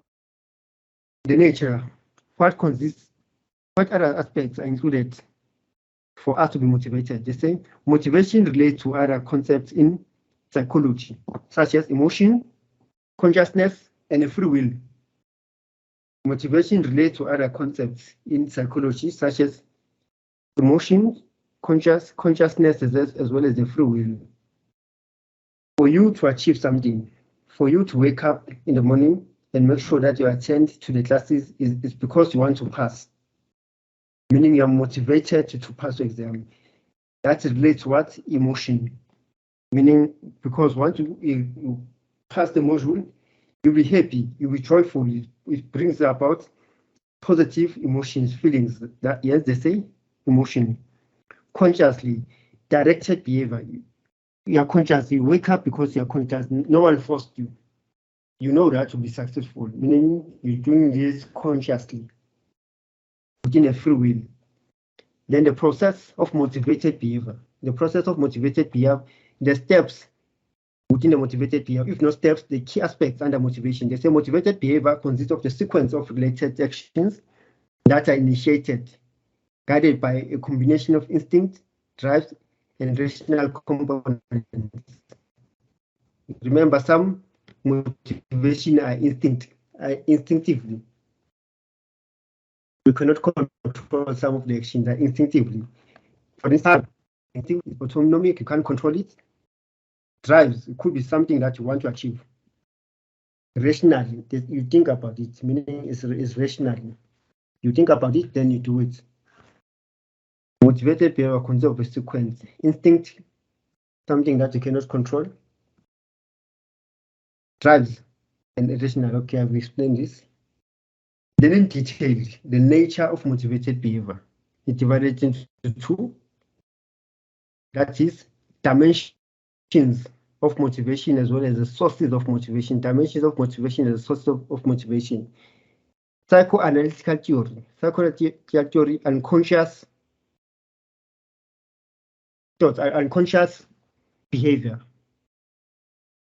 Then they say we do things beyond our conscious level. What influences the unconscious? We do certain things beyond our conscious level. Firstly, we are not necessarily aware of the reasons for our action. In everyday behavior, we sometimes know precisely why we choose to act in a particular way. We may sometimes act without thinking, but afterwards, we still be able to trace back the direction. However, according to psychoanalytical theory, we may also be motivated by unconscious factors. We are motivated by unconscious factors, things that are beyond our control. They say, in other words, sometimes the reason for our actions remain hidden from ourselves, even when we try to explain them. So in short, at times we do certain things. We are faced by challenges, we are faced by threats, then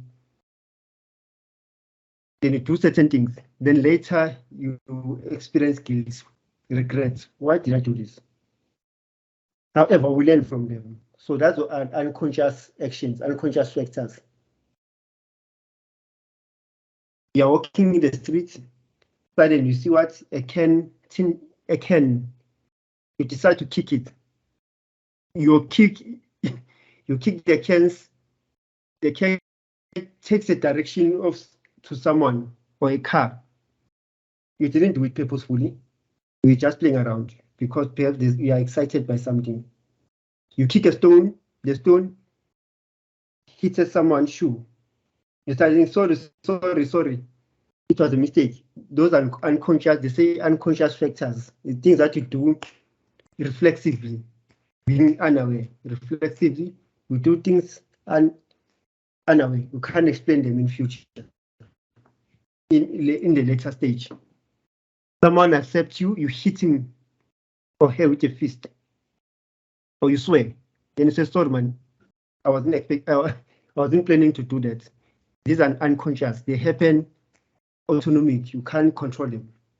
Then they explain this conscious versus unconscious. Conscious are things that you do deliberately, unconscious things that you do undeliberately. Instinct versus extrinsic. Instinct versus intrinsic. Normally we say intrinsic, they are internal. We may be motivated by internal psychological state. Being hungry, angry, for instance, that is instinctively. They need to go to the toilet. They need to eat. You're experiencing headache, then you go to buy a medication or buy your Panadol. Those are instinct, they are internally. Then external factors will be external nature of motivation. They say, such as owning a big house. Your goal is to buy a car, to own a big house. You feel like, well, decide to go to a sitting room to light a heater. That's extrinsic nature of motivation. Is external. Then we have about sources of motivated behavior. Sources of motivated behavior. We have biological patterns of motivated behavior. Biological patterns of motivated behavior. They break it down to us. Biological pattern, body homeostasis, optimal arousal, as well as cognition. They start with biological patterns. Biological patterns, they say what happens to biological, but let's find a physical aspects. The physical aspect, let's use hunger. In this case, you experience what? Hunger. What do you experience hunger in the stomach? We experience hunger through our stomach. There's an indication in our stomach that you are hungry. Meaning, am I online? Network went on and off. Biological patterns. So your mind will tell you that you are hungry. From the stomach, your mind will tell you that you are hungry. Then what you do? You need an object that is food. Your brain. Hello? Biological pattern. You are from the stomach, it will get to the brain. The brain will say you need food. How do you get food? So when you open your nose, they give you 5 steps. They say the source. The source, we're talking about physical reaction, the biological pattern. Stomach, the source, you are hungry. It tells the brain. The part of the body where biological stimulation occurs, the part of the body where biological stimulation occurs is in the stomach. It tells the brain that hunger in the stage, hunger is the goal. Hunger is the goal that you need to go and get something to eat. What are you planning to eat? Food. That's a biological pattern. All these things are physical. Biological pattern. As soon as you get food, you eat. Then biological stimulation goes back to normal. That's how I can explain biological pattern. You're experiencing headache. Want to experience headache? The pain is in the head. Then the pain in the head through the nerves will tell what? Your brain that you are not feeling well. To tell you, go and get the medication. Go and get medication, then you take the tablet, then your body is back to its normal state. Same applies to the toilet.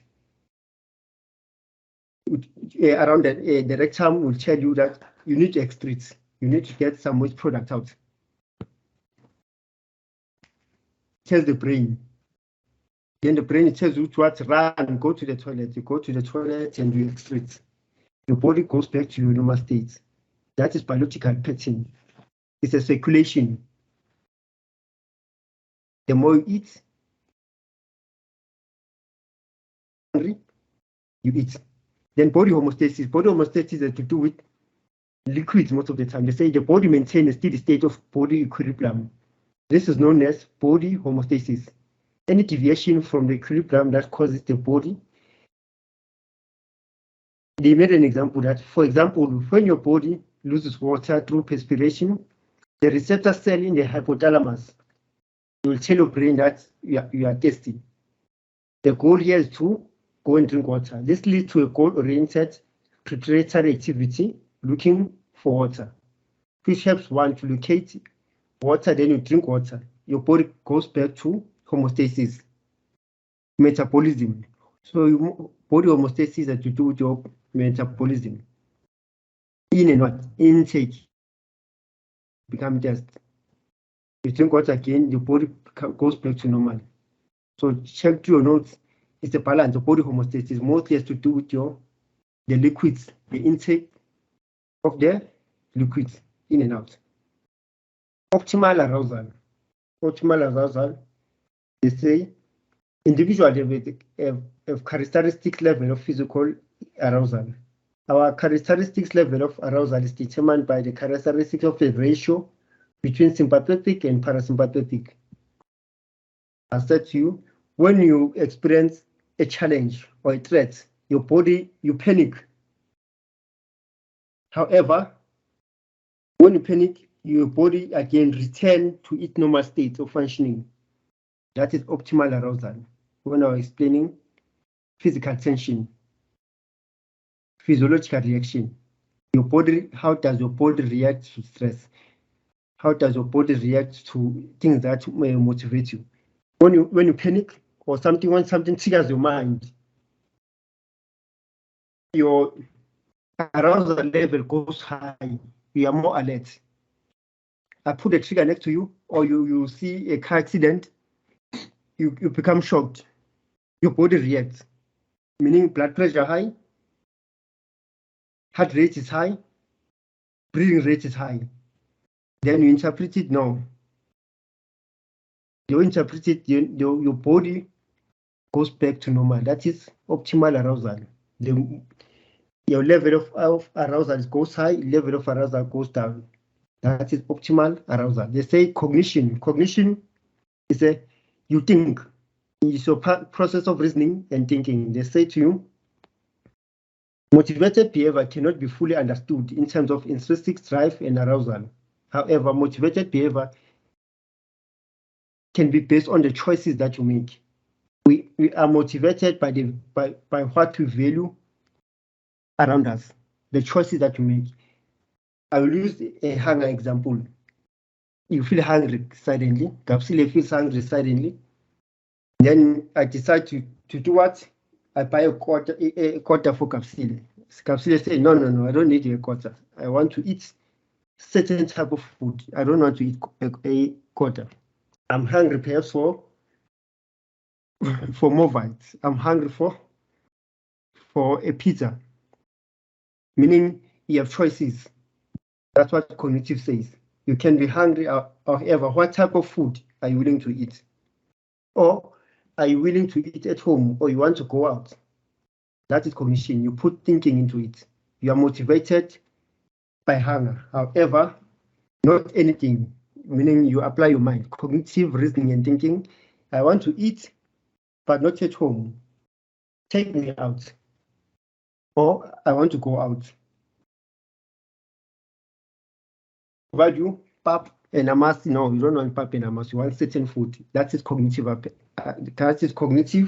cognition, the process of thinking that you apply through motivation. You want to study, however, you want to study psychology, not home economics. You want to buy a car, not just a car, specific car, depending on what speed. You look at petrol consumption. You look at the car kilometers. You don't just want to buy a car. Meaning, it's you apply thinking into it. Next slide. So we mentioned this under stress, human motivation, hierarchy of needs. Hierarchy of needs, they say you are motivated to achieve certain things. Our end goal will be need fulfillment. The need for self-regulation, our ultimate goal is self-actualization. You want to achieve 1, 2, 3. However, Maslow says in order to achieve safety needs, you first need to fulfill your physiological needs.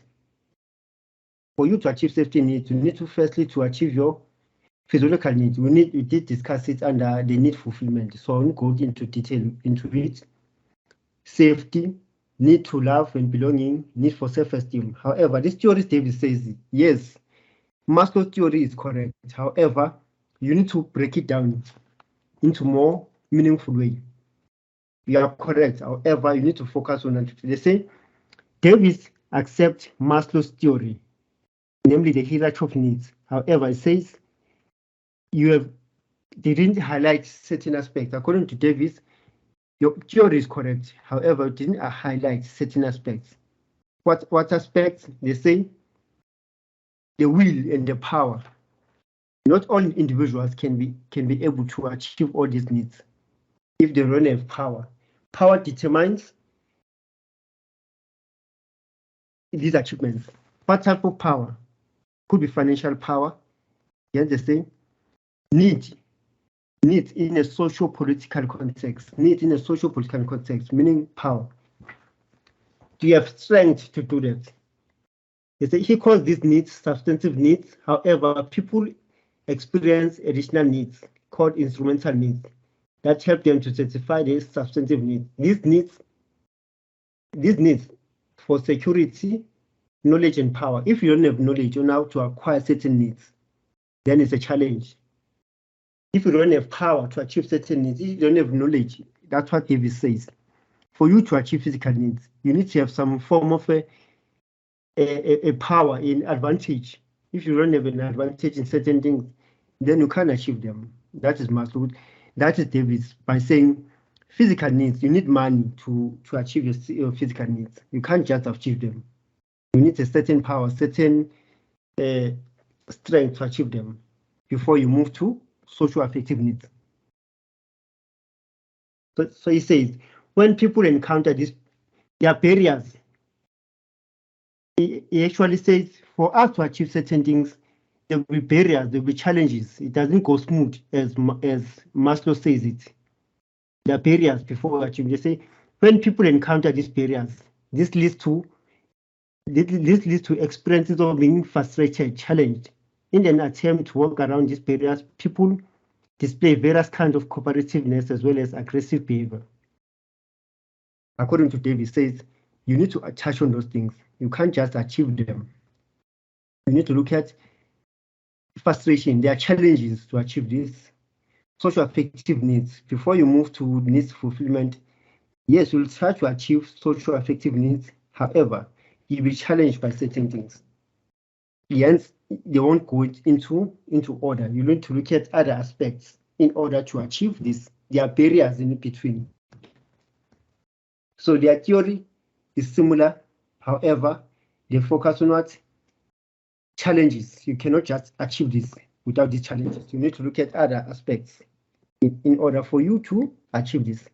So it is now 2:22. 2:28. I'm done with my slides. Thanks very much for attending, guys. I really appreciate. Hope good luck with your exam. All the best.